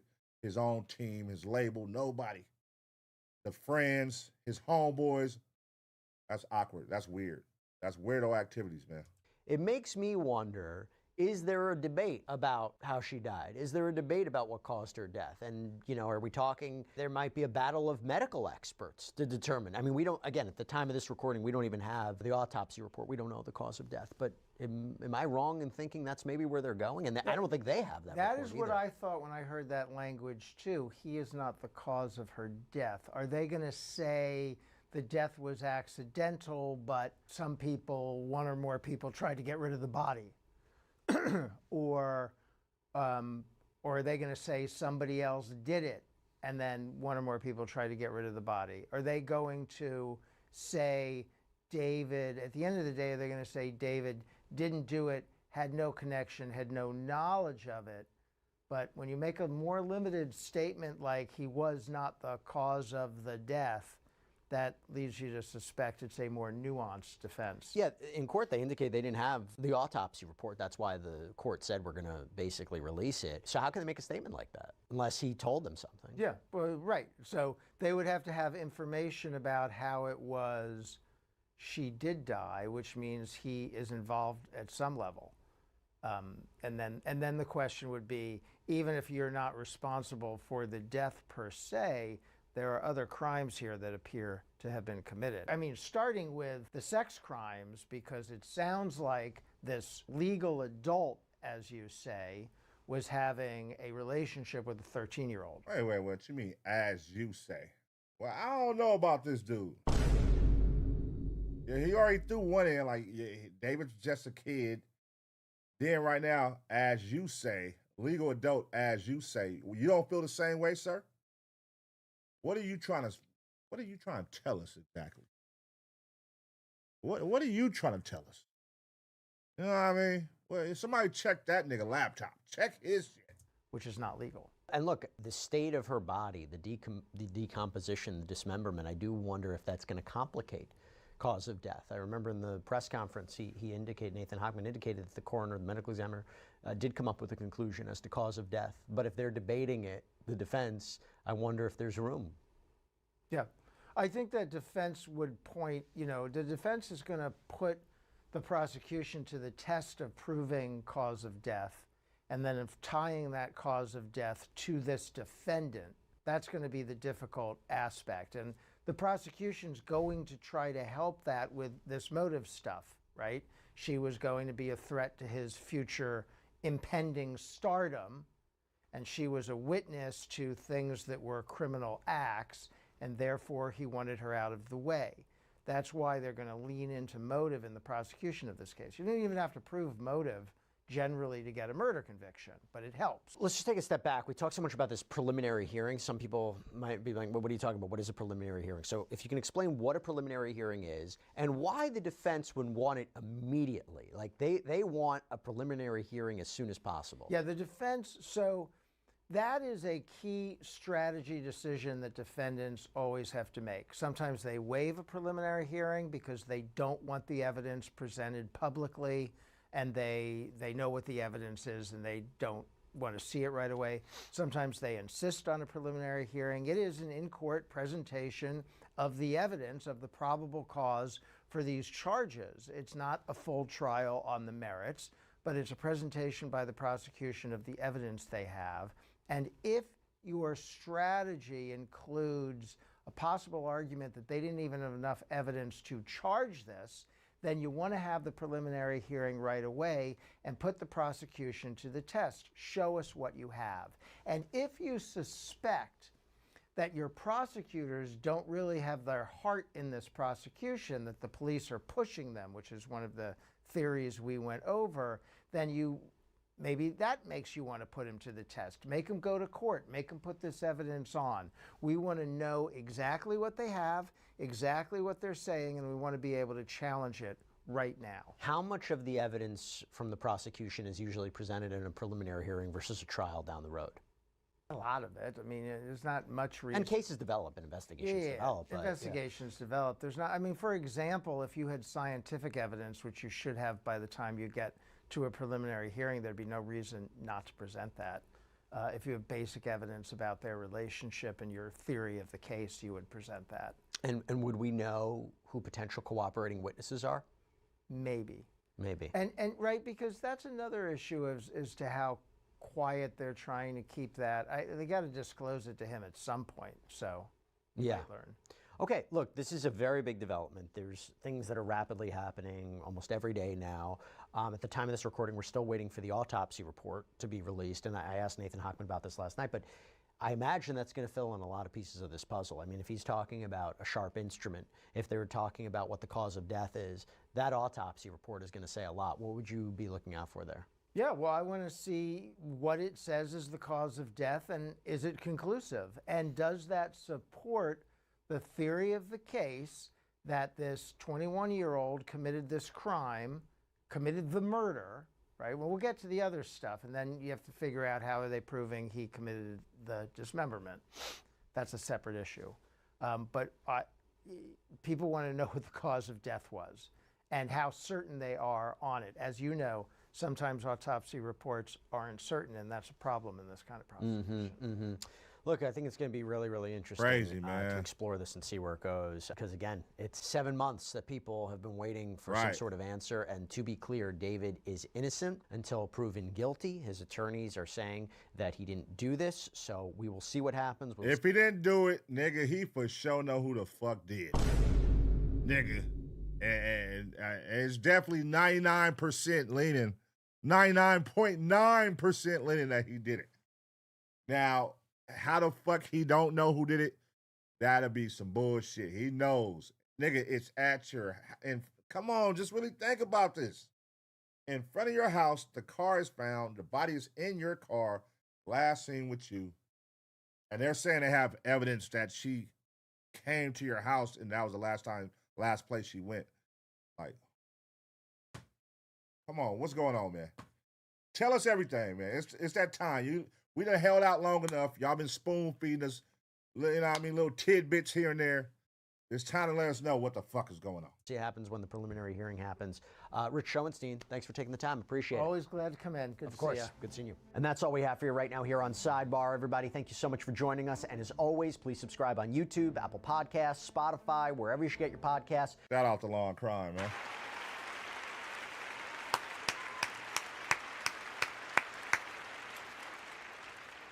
All right. Let me know where y'all heads at. Where is your head at with this after watching this? How are you feeling? Is your mind made up? Are you 100% sure that it was David? Or is there still a sense of doubt that, nah, he didn't have nothing to do with this? Couldn't be him. No way he had nothing to do with this. Do you feel that? I don't. Like, nigga, it only makes sense that it was you, brother. You feel me? Like, you better get in here and start. If ever you're a civilian, brother. Hey, you're a civilian. You don't live by street codes, brother. If ever a time to start snitching, nigga, now would be the time. If I'm David, I don't gangbang. I don't live by street codes. Nigga, and y'all trying to pin a murder. Listen, bro, you already fucking with a minor, so you can't shake that. So what you gonna do? What you gonna say? Oh, no, we wasn't having sex. She was just kidnapping. I wasn't contacting her family because what? You letting this minor that's missing, even if you're not having sexual affairs, a minor that's missing, you letting her live with you for 1.5 years and not telling her parents, not telling nobody, but you're taking her around everywhere.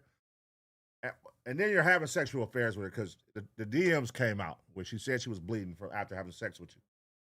So you're having sexual affairs. And then the motive they're saying is she was going to expose you. So maybe you guys got to the point where you was too disrespectful. You probably had other shit going on. You probably had another bitch you was bringing in the picture. And she's a kid, bro. She's a kid. She probably, She gonna say the most hurtful shit.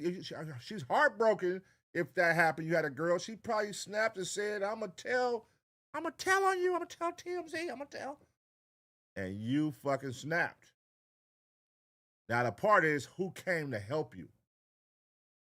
Because like they're saying, this sounds like something that you can't do by yourself. Now, it's a lot of killers that can. But is he a known killer? Is that his thing? Because if you did something out of emotions and just snap and blacked out, once you cool down, you're going to go into a panic. And you're going to call somebody. Oh, shit, man, I fucked up, man. I fucked up. Can you come over here and help me? Who was that person? And that's what they need to prove, and that's what I'm sure is going to come out. But let me know what y'all think in the comment section. What do y'all think is really going on? What really happened? Let me know. I'm going to give y'all 2 seconds to smash the like. And as always, get ready for the next reaction.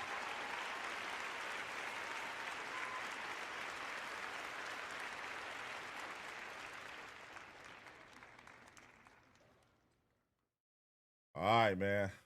Golly. This is like the craziest case. Ongoing. So much drama, twists and turns, lack of details, but yet so much details coming from behind the scenes with people that knew her and people that knew of him. The fan base defending him. It's crazy, man. This is wild. Wild shit going on. You know, at the end of the day, the world just wants justice for Celeste, man. At the end of the day, young girl, she deserves that. You know what I'm saying? And to be killed in that manner and treated like that, to be dismembered, stuffed in a bag, put in the trunk of a car. Like, come on, man. What calls for that? What calls for that, bro?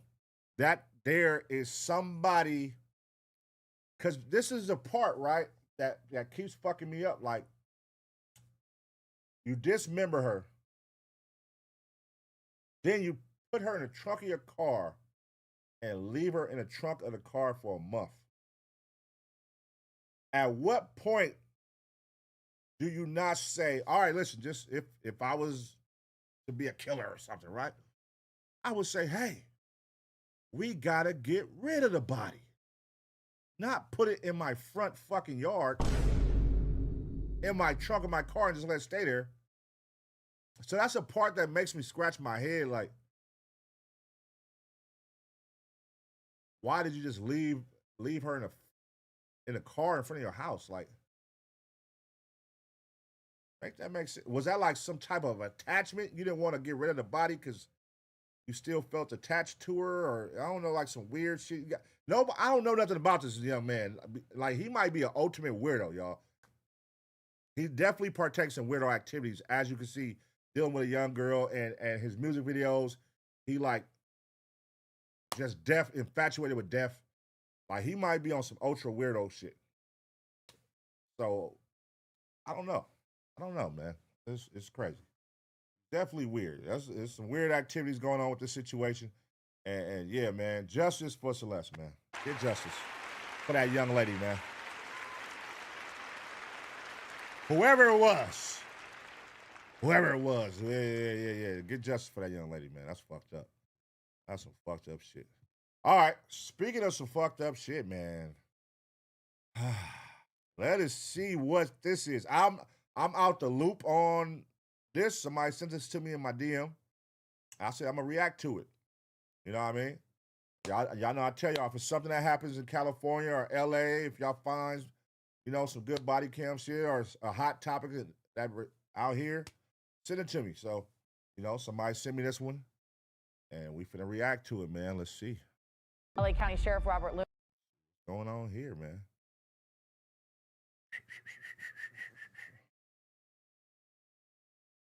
All right, y'all, we back with another reaction right here on ABP Reactions. And right now, we finna see what's going on. 600 people have been arrested in the largest human trafficking crackdown in California this year.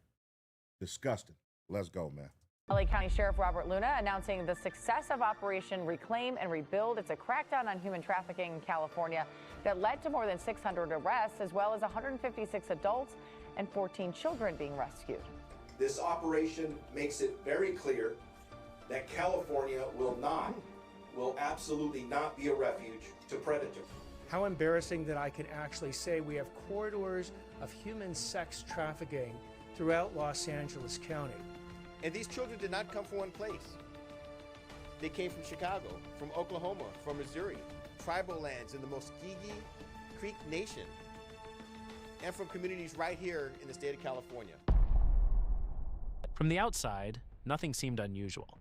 The houses sat quietly in normal neighborhoods. Families lived nearby, cars were parked outside, and everything appeared completely ordinary. But according to investigators in California, some of these homes were hiding something far more disturbing. Authorities say a network of residential brothels had been operating quietly across multiple cities. People would arrive, stay briefly, and leave.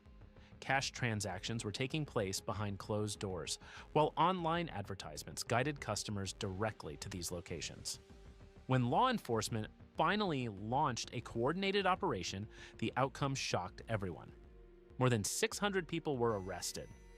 Let's start with the arrests. God, good morning. What I talked about today were state arrest and local arrest.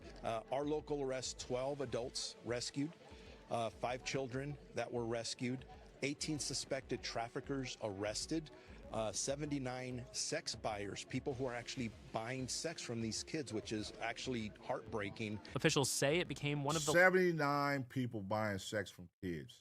God. Some sick motherfuckers in the world, man. Expose them niggas. Show their faces, man. Show their faces. Largest crackdowns of its kind in California this year. And surprisingly, the entire investigation started with something small. Just a single tip about suspicious activity at one house. This case didn't begin with a massive police raid or a major criminal investigation. Instead, it started quietly, with local residents noticing something that didn't feel right. In several neighborhoods, people began reporting unusual activity at certain homes. Cars would arrive at all hours, morning, afternoon, even late at night. Visitors would go inside, stay briefly, and then leave.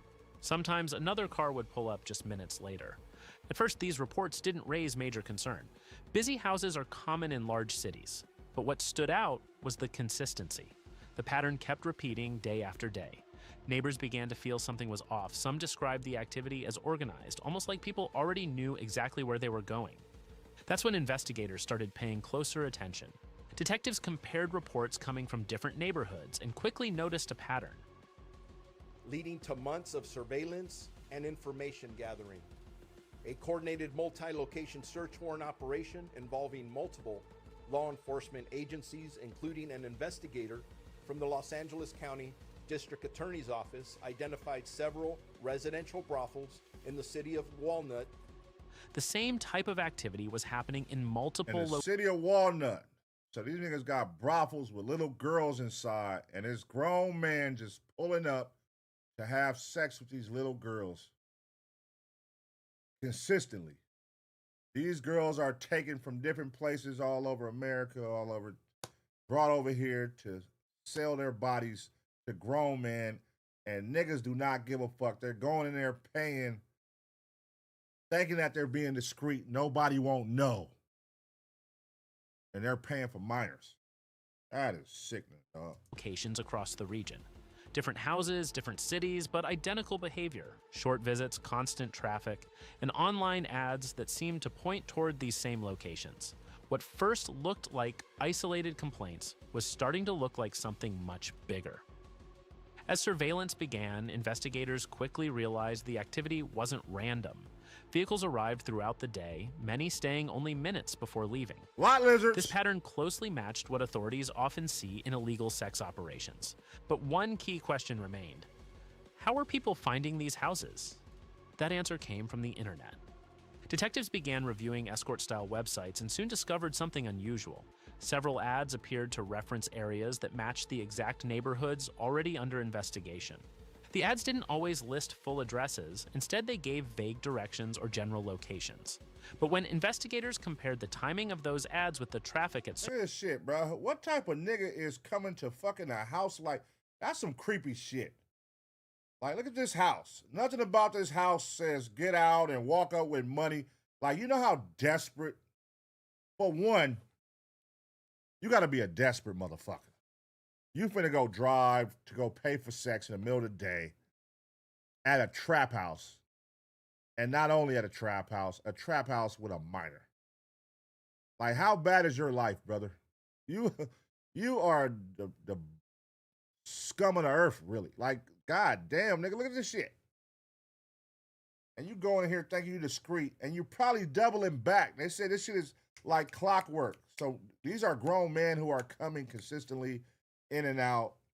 And this is out here, man. This is the IE, I take it, right? Walnut, because Walnut ain't from out here. Certain homes, the connection became clear. We want to turn her over to somebody who really can just give them that love and wraparound services till we get them off the streets and either back to their homes. And something that was discussed is a lot of these victims are young children who run away from home, and they're from all over the country. People responding to those ads were being directed to residential houses.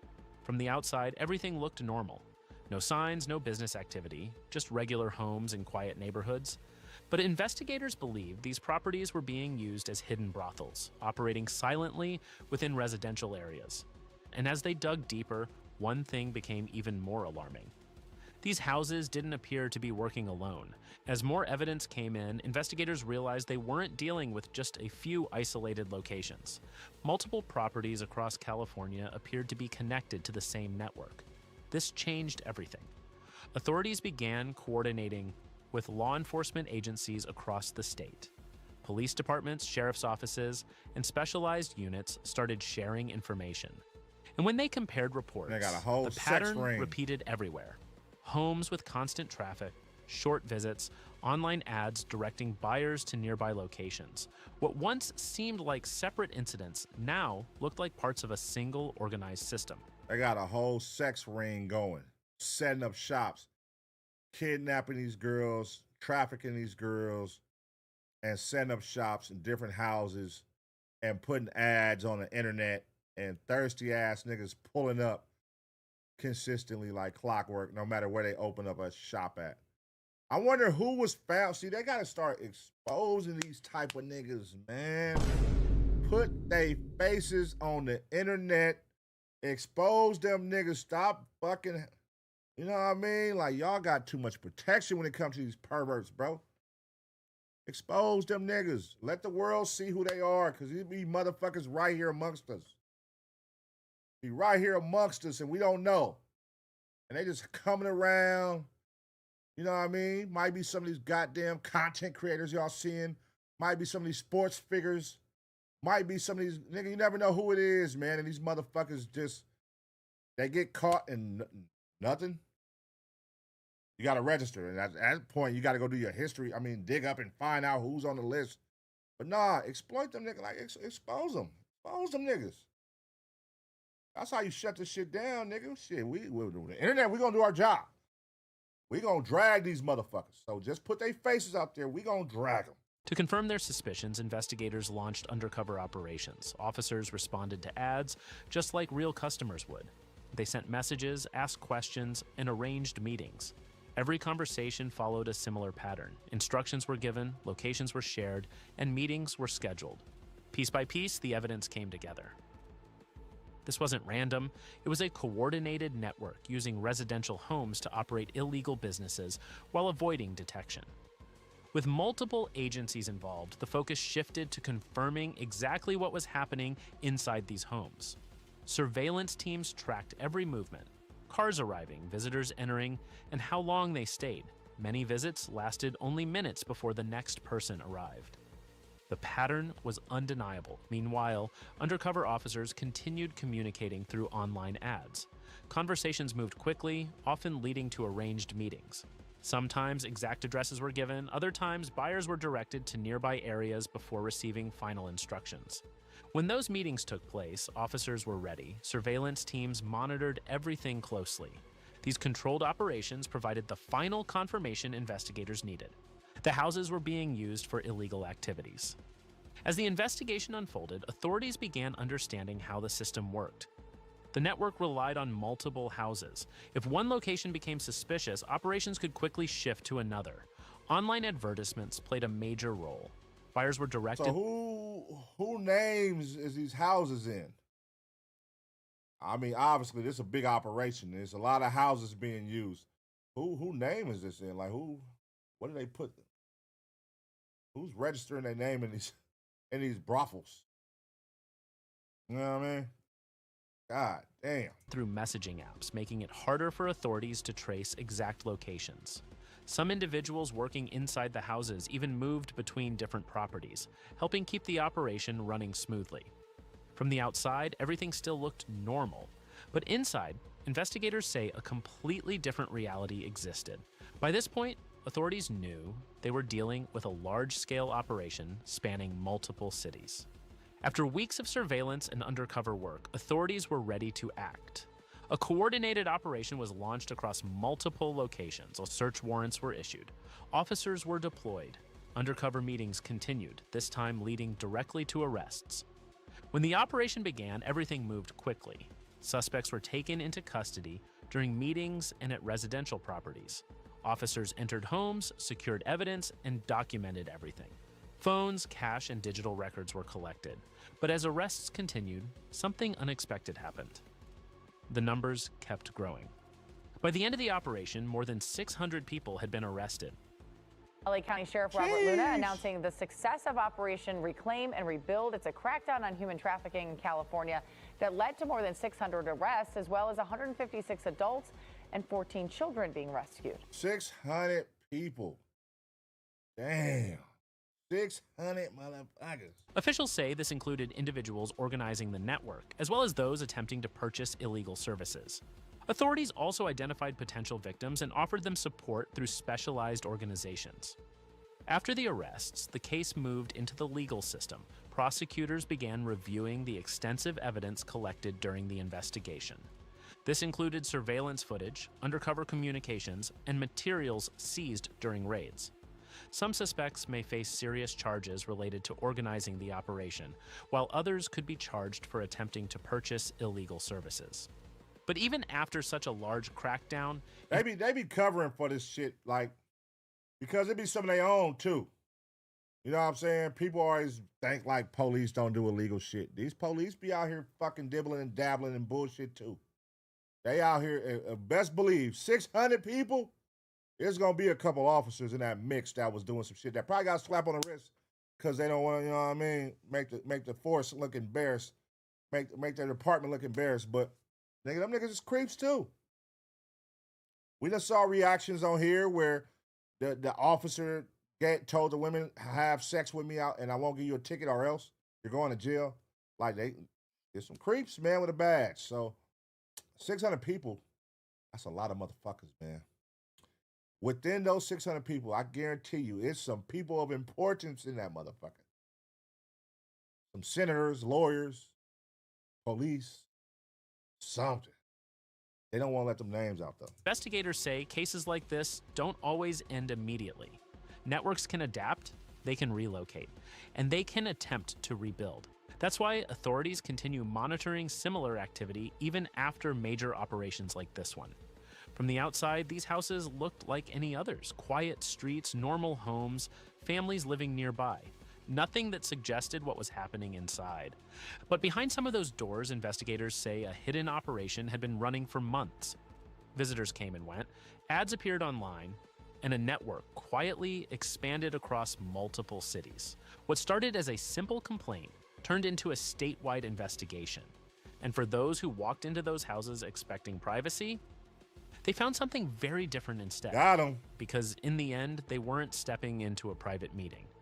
They were stepping directly into one of the largest crackdowns California has seen this year. Got them. Get them sickos off the streets. Anybody over here creeping and crawling, paying money to sleep with minors, get them niggas off the streets, man. They got to go. You know what I'm saying? Like, you know what you're doing. And then the fact that 600 people. So it's just, y'all just going crazy with it. And it's no way. You can't tell me as a man you're going over there and you're not realizing this are little kids or little girls, whatever. You niggas is just sick, bro. Some sick people in the world, man. Some sick people in the world. Protect the children, man. Protect the children and watch for these sick motherfuckers that surround y'all. You never know, man. You never know. Some sickos in the world. Let me know what y'all think about this situation, though. You know? Are y'all reporting if y'all see some constant in and out shit?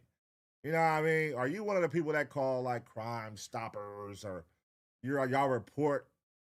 Because you could be saving some lives here. You know what I'm saying? I'm just asking. I don't know. What type of person are you? If you see cars constantly going, creeps coming in your neighborhood, in and out, parking, hopping out. That's a tricky one, y'all, because, you know, they can revert that attention somewhere else. And if your kid's walking home from school, you got to watch these creepy-ass niggas who come in to have sex with minors. You know? Some sick one, man. Let me know what y'all think, though. I'm going to give y'all 2 seconds smash the like. And as always, get ready for the next reaction.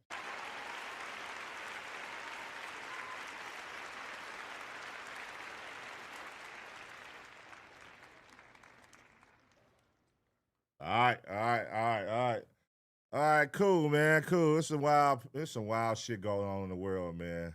It is some wild shit. They protect the fuck out of these creeps and weirdos, though. I tell you that. I was watching the shit, one of those, two of them actually, they both came out with some videos. The niggas who be on Instagram catching the predators and shit, catching the niggas who be trying to like talk to minors, but they was breaking down how uncooperative the police really are with them. And we did a reaction video watching it before, but this was recently on Instagram. And it was one dude, he caught like the same guy like 4 different times on 4 occasions. Like he'd get caught and get released or get right out and go right back to doing it. Like trying to reach out to young girls, young boys. And it's like, damn, y'all, like, they just get them niggas a slap on the wrist. Go ahead and put your name on this list and you good, go ahead. And they be right back out there trying to get these little kids to come home with them or go in the bathroom with them at CVS or go do it. It's like, damn, some sick-ass motherfuckers, man. Sick-ass motherfuckers. But, yeah, shout out to Big Bad Wolf, man. I follow his page, Big Bad Wolf. What's the other nigga name with the S? We watch his, it's like, I don't even want to say his name, fuck it up. I don't want to fuck his name up. But it started with an S. You know what I mean? Shout out to him, man. They out there doing God's work, but, you know, they said they're not getting much cooperation, man, you know? So they be beating them niggas up. You know, he be beating them niggas up and shit. I actually saw a video where he actually got beat up by one. Oh, God. Damn, I wish we could watch this shit online. But YouTube will flag me. But he pulled up on a predator, because his whole thing is he pull up on predators and he be like slapping them and beating them up and shit. And then, you know, airing them out, making content. But in this situation, there was like a liquor store, a gas station. It was like a short Mexican dude. And that nigga was on that nigga. He whooped his ass. That nigga, yeah, you got the wrong one. They was like, damn, that's the first time we see the predator. Well, no, that happened with White John before. Shout out White John. White John. That was back in the day, though. But, yeah, the predator whooped his ass. That was embarrassing. Terrible, man. Terrible. But, yeah, here we are, man. Shout out to y'all, man. Shout out to y'all. First Lady Kia, what's going on? Q660. Dom on your dime, I see you. Cali Tech in the building, man. Lil Noel in the building. Lee G301. Spider-Man is up in this motherfucker. Let's see who holding it down, though. Let's see who really holding it down tonight. We've been on here for 2 hours. I want to see who holding it down, man. Let's see who holding it down right now. Come on, come on. First Lady Kia, number 7.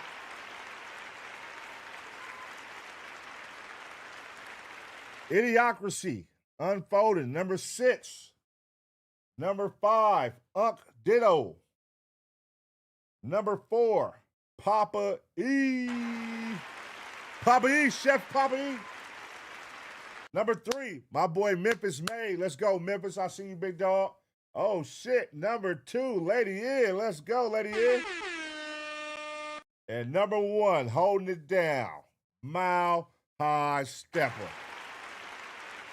Yes, sir. What? Shout out My High Stepper, man. I see you, big dog. I see you. Oh, Lady Ann, you right behind him. He's at 325 XP. You at 225 XP. Okay. Yeah, yeah. You know, anybody want to do a cheat code and get on top, man, go ahead and send a super chat. You're gonna bump you right up to the top of all these niggas. You feel me? And make sure you get your subscription, your membership, man. Get you a membership. If you don't got you a membership yet, get you one today. $5.99. You feel me? Also, if you can't get a membership, ask somebody in the chat to gift. Well, again, this is YouTube. You can't direct gift. You can't direct gift, so you just it's a lottery. So when somebody gift them, hope it come to you, man. Hope it come to you. And also, man, right now the merch is live, man. Make sure y'all get y'all some merch. You feel me? Shut your bitch ass up. Shut your bitch ass up. Hey, somebody been asking me, hey, what's SYBAU stand for? Shut your bitch ass up. Shut your bitch ass up. Save yourself time and don't do crime. You feel me? Save yourself time and don't do crime. Then we got the lady tasers. You feel me? It was actually raining out here in LA today, y'all. It was raining, man. Was it raining in y'all city or wherever y'all was at? It was raining today. I was like, what the fuck? I didn't see that coming. I don't know. I didn't check the weather this morning either, but I was like, damn, I didn't know it was gonna rain. But yeah, man, it's out right now, man. The ABP Network. Make sure y'all grab that. The link for merch is underneath all the video descriptions, in the description box underneath every reaction video, every live. Make sure y'all grab some support, represent for the gang. Taser gang. Oh, $7.99? It's $7.99. One of them, nigga, shit. It's $2 more, man. $5.99, $7.99. Yeah, shout out, man. Support, man. All right, cool.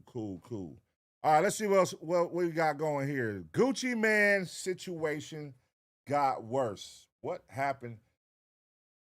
I feel like since Gucci Man, since they came out, I haven't really heard nothing on Gucci Man. Let's see. Let's get caught up. Shout out Luista, man. Y'all know I fuck with Luista. His videos is hard. Let's see what he got going. The bigger they are. Let's get caught up with what Gucci Man got going, man.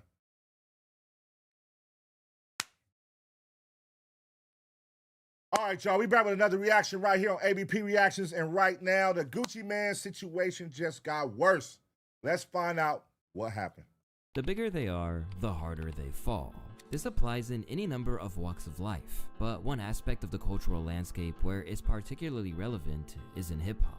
When you have acquired a massive following and cemented your place in the genre, that image of you that was enshrined in your heyday must remain polished and pristine. Because if not, the same world that watched you ascend will drag you back down when you lose your way. Although he'll be facing thoughts of his career's demise in some huge mansion, the idea that it's all slipping out of his hands is one that must feel very, very real to Gucci Mane right now. Back in the day, when he first emerged as a trap pioneer, Gucci was a man who would never even entertain the notion of cooperation. Now, is it any situation that you can see yourself that you would talk to the police about a situation or somebody? I don't talk. I don't do that. Where we from, we won't do that. For real, this East Atlanta zone said, well, niggas I fuck with my crew won't do that. We won't snitch on niggas. We stand down for ourselves. Like, if I gotta go, I'm gonna go. I done went before. I don't want to snitch on a nigga to save nobody's life, not even my own. I die. And even as he progressed from regional sensation to nationwide stardom, he remained the epitome of a guy from the hood who never sacrificed his authenticity for success. Well, the last thing that we heard from Gucci was you allegedly threw a girl out of a car, I guess down in Atlanta. What happened with that case? Hey man, you think I'm gonna talk about that? I'm just asking. I'm just saying. I gotta ask everything. I'm just asking you. Yeah, I mean, we ask everything. We've seen it on news. Well, I don't want to talk about that. Okay. That's an open case. You can't talk about an open case at this point. I thought it was settled. It's definitely not an open case, but it just ain't worth talking about. South Carolina, and he came in the radio station, and the Jeezy situation had just broke, and I started questioning Gucci about it, and he talked to me just like that. He said, "I don't feel like talking about right there," and I looked him in his eyes and I said, "You know what? That's a person you shouldn't keep pressuring about questions." Because it could flip on you. Even as he maintained and grew after his last trip to prison and accepted the root of some of his issues, people still respected the fact that he made it out without ever stepping on his principles, as well as how he opened up about his struggles. It took me a long time to say, like, I went to a therapist. I took some medicine because, hey, I'm bipolar. Man, I wouldn't have said that. I'd be like, ain't nothing wrong with me. Yeah. I don't know what the hell going on. I don't know why I flipped out. I don't know why, but I ain't even trying to see why. Real shit. It's like, but and then you kind of be like, damn, why this shit got to happen to me? Kind of like a blind thing, like everybody else knowing what the fuck I got to go through this for. But in a matter of days, one piece of paperwork which hinted towards cooperation with the feds and the response to it has taken Gucci from an all-conquering ATL hero to a man that people are basically using as a punchline. Could be Gucci out this mother. Could be worse, man. You could be Gucci. Free proof site.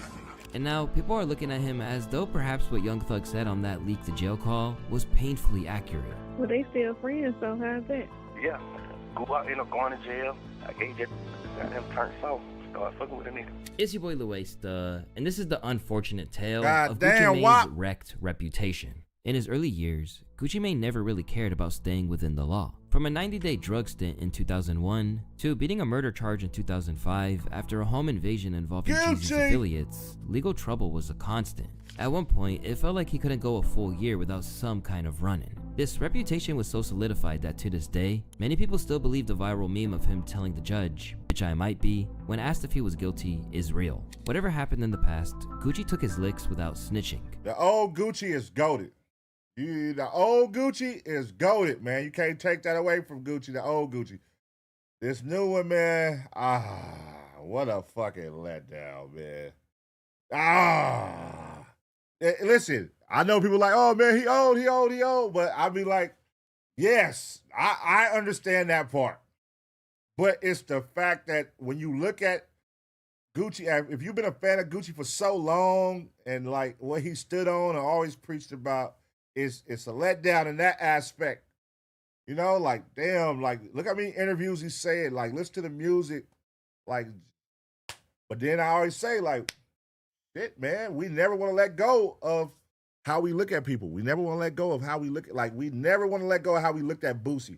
Like, if you wasn't outside for the Boosie era, you won't understand, like, Boosie today, if you only met Boosie today from social media, like, this is different. When Boosie was, he was the nigga. It was the Free Boosie movement might be the biggest free movement, free someone movement ever in hip hop. Everybody was screaming Free Boosie. Face tattoos, everything. Free Boosie was a movement, man. And Gucci was a movement too. Like, Gucci was a nigga. 1017, Burr. Insisting that he had no inkling of complying with the authorities, even if he meant he wound up back behind bars. Fulton County Superior Court Judge John Gogurt decided to revoke 1 year of Radrick Davis's 3.5 years of probation on an assault charge. That means the rapper known as Gucci Mane will have to serve that 1 year in jail. The judge made that decision after hearing Davis has only completed about 25 hours of the 600 hours he was ordered to perform 2 years ago.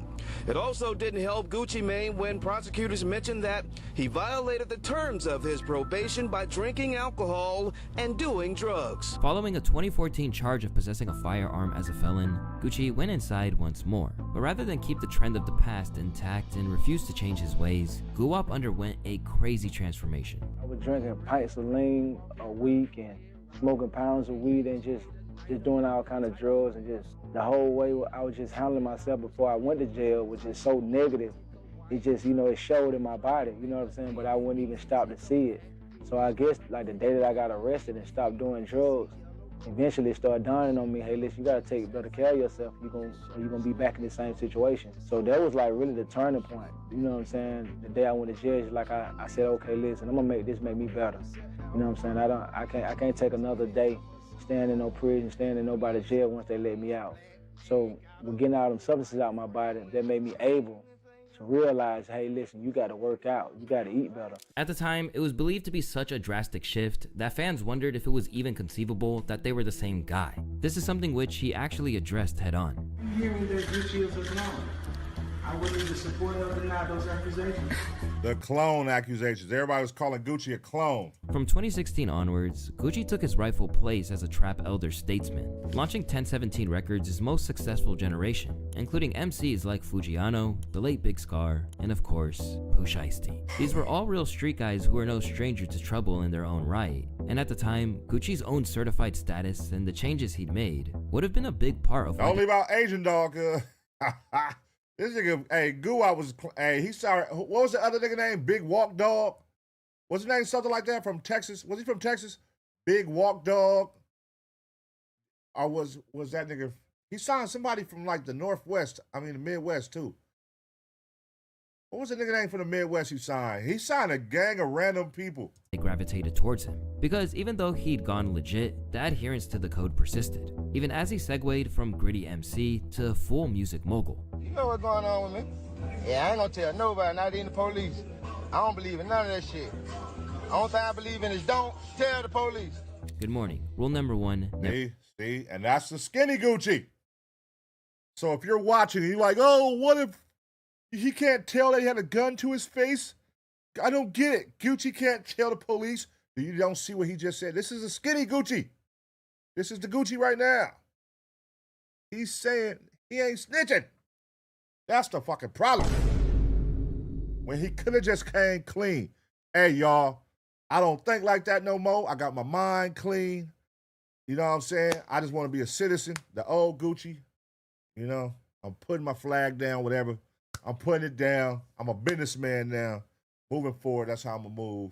So now when this happens, if we hear that, we going to say, oh, yeah, we respect it, though. Because you older now. So, you know, niggas going to be like, we respect it, but damn. Compared to, like, letting us find out that's how you think now through this situation. You gave us a heads up, man. That's all. It's a lot of people let down because you didn't give us a heads up, man. For snitch. I'd rather rot in prison as a man than walk free as a snitch. At times, he even showed the occasional sign of feeling as combative as ever. His verses against Jeezy proved that the vindictiveness was still in his blood, performing tracks where he dissed his dead homie and openly admitting that things almost went left. My nigga, I tell you what, it go like this. When I extended the invitation, I did it as a real man. You feel me? Because I told you straight off the dribble. I told you off the dribble, nigga, we can't do nothing if it ain't street. If I can't perform the truth, we can't do it. It's all good, but let me say my piece. Let me say my piece. Take on. Let me say my piece. It's like this, bro. I extended my hand because I'm a real man. Where we came from, what we been through, nigga. Us, me and you. All these kids out here doing what the fuck they do because they saw what went on with us, dog. So this shit ain't about me, this shit ain't about you. You feel what I'm saying? This shit about King Von. This shit about Dope B. This shit about Nipsey Hussle. This shit about motherfucking Pop Smoke. With actions like this, it seemed to prove that the real Guwap was still in there all along. He merely had a handle on it. But it's fair to say that in light of recent developments, that performance and all that posturing which his fans once celebrated has aged like milk. All your gangsta is over. Look, it's Gucci the Rat. A court hearing is now scheduled today as 9 people are facing federal charges for allegedly kidnapping and robbing a popular rapper. Investigators say Gucci Mane was attacked at a Dallas recording studio back in January. The details were just released in the past 24 hours. Our Chris Oddie live for us in the newsroom this morning. And Chris, some of those suspects are also well-known rappers. So surprising. By now, we're sure you know the story, but let's just hit the main points. Just months on from being released from prison, Gucci's 1017 signee Pooh Shiesty reportedly staged an armed takeover with an AK-style pistol in order to force his victim to get out of his contract. Quickly, it became clear that the man who was held up in the Texas recording studio was Guwap himself, with the feds later swooping to arrest not only Shiesty, but 8 co-defendants on some serious charges. If you're new around here, you're probably wondering how this could possibly reflect badly on Gucci Mane. Well, as details about how it went down seeped out, all the Fed documents seem to suggest that the story was being told from the perspective of none other than Roderick Davis, better known as Gucci Mane himself. R.D. Roderick Davis described Williams Jr., Shiesty, as wearing a black Nike brand Shiesty mask, black hooded shirt, and black pants during the offense. Quote, RD was pushed onto the couch in the control room causing the victims to believe they were going to be executed. Williams Jr. placed the barrel of a firearm to the back of BP's head and ordered him and RD to leave the control room and the studio through the west entrance of the office building. RD then instructed CW and TD to escort them to their vehicle as the victims left, and then turned to Williams Jr. and asked him if they were really taking his watches. Based on later recovered surveillance video footage, the target suspects left the studio and the office building through the east entrance at approximately 4:48 p.m. The minute that this news seeped out, it rocked hip-hop to its That nigga robbed that nigga broad daylight, nigga. 4 o'clock. 4 p.m. Rob that nigga. Nigga, get up out of here. Beat it. Damn. leading to a legend like Guwap to be dissed by people who never have previously dared to open their mouth about him unless it was in a positive way. Gucci, man, you was being a bitch, nigga. You was being a bitch. Your ass tried to sign me when I was like 16, 17.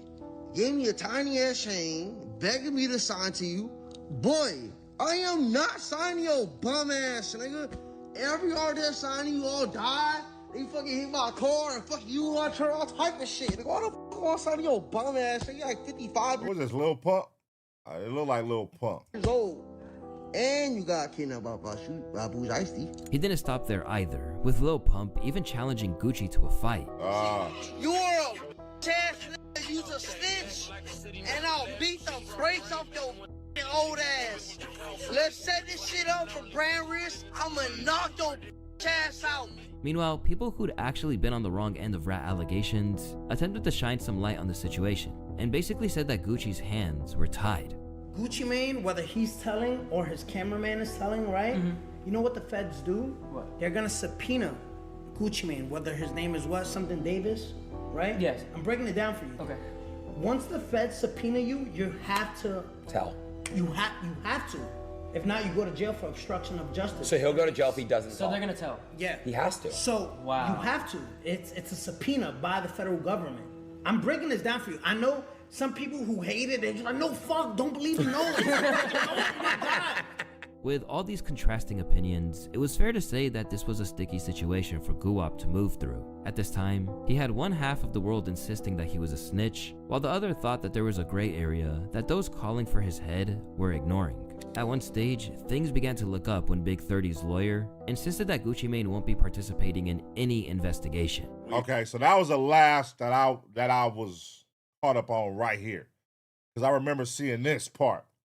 But I'm like, he already gave us a little, you know what I mean, his little details. But, you know, is he going to take the stand is what I wanted to know. And then I saw the lawyers came out and said he hasn't been cooperating. And it was like a lot of other people haven't been cooperating. That was the last I was caught up on the situation. So let's see what all transpired since. Seen in the last couple of days is that Gucci Mane has come out publicly and said that he's not cooperating with the government.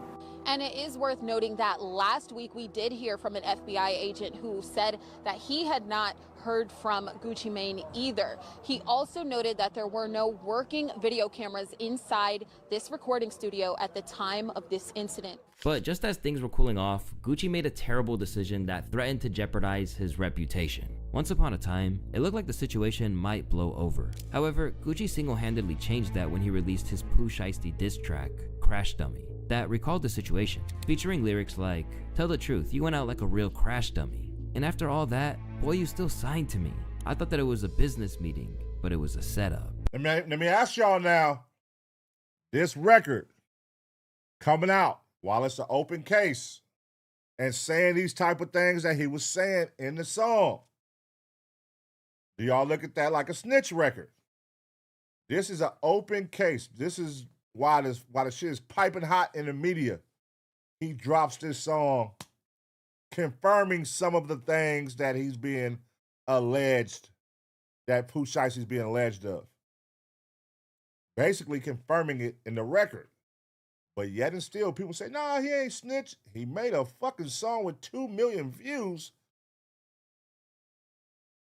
Basically confirming a lot of things without giving the exact details, but you know, he's given enough. I don't know, that was crazy. I didn't expect him to do that. The general public were not accepting this whatsoever. Better not be no diss after he gave a statement. Yeah, I know this is not Gucci Mane for sure now. Shit's weak. I ain't gonna lie, This shit killed the rap game. I'm so hurt. Gucci, I can't believe that you did this clown shit. Might as well quit rapping now. It's not often that decisions made by a rapper is so universally hated, but that was certainly the case this time around. Chat, I'm gonna keep it a beat with you. This is the weakest shit I've seen. It would have been the weakest shit ever if it wasn't for J. Cole apologizing after he got dissed. Getting robbed by your artist, making a police report, then instead of going to get your shit back, dissing the nigga for robbing you. Nah, this is crazy. I mean, academics got a point there. But man, this shit is crazy. I don't know. Gucci, what is going on, bro? Fuck that. Atlanta, what's going on? All y'all niggas is fucking rats and snitches. And what is happening in Atlanta? What's in the air? What's in the water? What is going on out there, man? Everybody, when all this shit was transpiring, Gucci was the hope that everybody looked to. Like, Gucci ain't gonna snitch. Gucci still, everybody else snitching. Everybody else got allegations. Nope, Gucci clean, man. Gucci ain't gonna let us down. And then Gucci does this. So then you're like, damn, who's left? Future? Yeah. Who's left? Well, I mean, wait. YF and Lucci. I fuck with Lucci. Everybody else, them allegations is flying on niggas out there, though. God damn, man. Many of those who had been in similar situations, the notion of being forced to cooperate with the cops made sense given the circumstances. But even Tekashi drew the line at the diss track and flamed him online. I'm that same nigga that put money on your commissary. Do you hear your stupid ass self? Yo, I'm the nigga that put your shit on your commissary. Oh, I did this, y'all stabbed me in the back. Yo, what happened? Remember 6ix9ine situation? Y'all remember the 6ix9ine situation? When y'all say, it's the streets, you know what you signed up for? You know what you signed up for? What happened? It's you. Nigga, they pulled up on some... Give me everything, nigga. I want everything, nigga. Take this shit out your ears, nigga. Give me this shit, nigga. In Freddie Gibbs' case, he just straight up couldn't believe it. Nigga snitched on a Zaytoven beat. That's crazy. Gone were the shades of gray for the most part. Now, people were mostly cooking Gucci to the point that it looked unsalvageable. Then, you had the views of Loon from the It's Up There podcast, who said that it wasn't necessarily the diss itself that was the problem, but the way he rolled it out and the timing instead. You know, the reason why the song come with great disappointment as it pertains to Gucci. I'm gonna keep hammering this down because for me this is important. While simultaneously the FBI is presenting their case and the lawyers for Pooh Shiesty and 30 are on the other side and saying, well, it don't look like there's nothing going on, and they're saying there's visible holes and there's things missing in the case. It feel like niggas was over there saying, damn, they gonna need me to testify. Man, them folks might need me to testify, man. So what I have to do is slap his little song out. Can y'all do something with that motherfucker? See, because the last that is crazy. That was his way of testifying. I ain't gonna take the stand, but I'm gonna drop this song, you bitch ass nigga. This is take what you want to take from this. But I ain't taking that stand. Ooh, that's a cold narrative right there. What if that's what that was about? This is my statement, but I'm going to make it in a rap song, but I'm not going to give the full play-by-play. But nigga, yeah, this going to validate. This is what y'all need to let y'all know that WAP co-signs this. Yeah, what everybody's saying happened, I co-signed it with this song. Result is me walking into the courtroom now, but I got to go and do it because I got to prove under duress. Now, day one when this happened, I explained to y'all, Gucci is going to have to testify because that's the only way he going to be able to protect the money and the contract if they do have some kind of signed contract with his name on it. You can't just say I was under duress and that's that on that. You have to prove that you were under duress at the time that the contract was signed. And as for the categorization of Pooh Shiesty as a crash dummy for acting out the way he did, Gucci's critics feel that he needs a reminder that he helped create this realm we're in today, where rappers forget the consequences in favor of looking tough. The thing that hurt me was the idea that a rapper can come out with a song dissing his artist that did some dumb shit, but he'll call that song Crash Dummy. The irony of that. Because Gucci was a part of those rappers that told these young don't be afraid of the windshield. You created the assembly line, and now all of a sudden a brand crash dummy? Another good point. Another great point. That's what I'm saying. If you've been around from the beginning of Gucci's messaging and his music, this is complete opposite.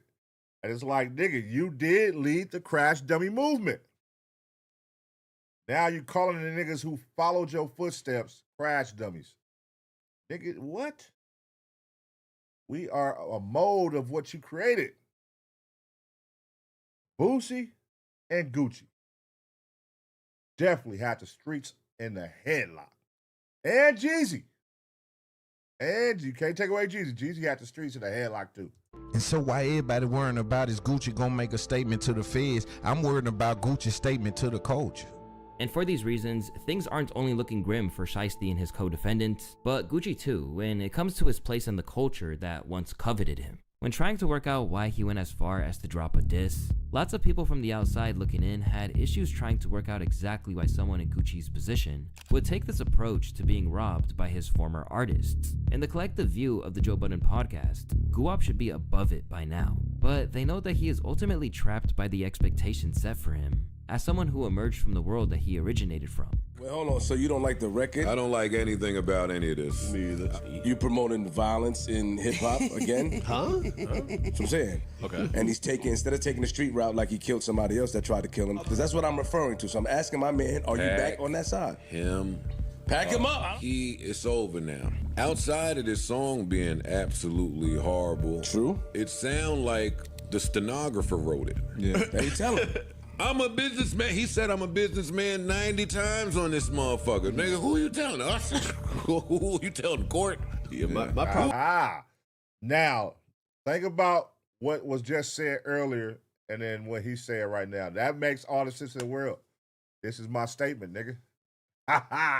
This is my statement, motherfucker. That is not like, what the fuck, bro? You know what? And I said this to AD.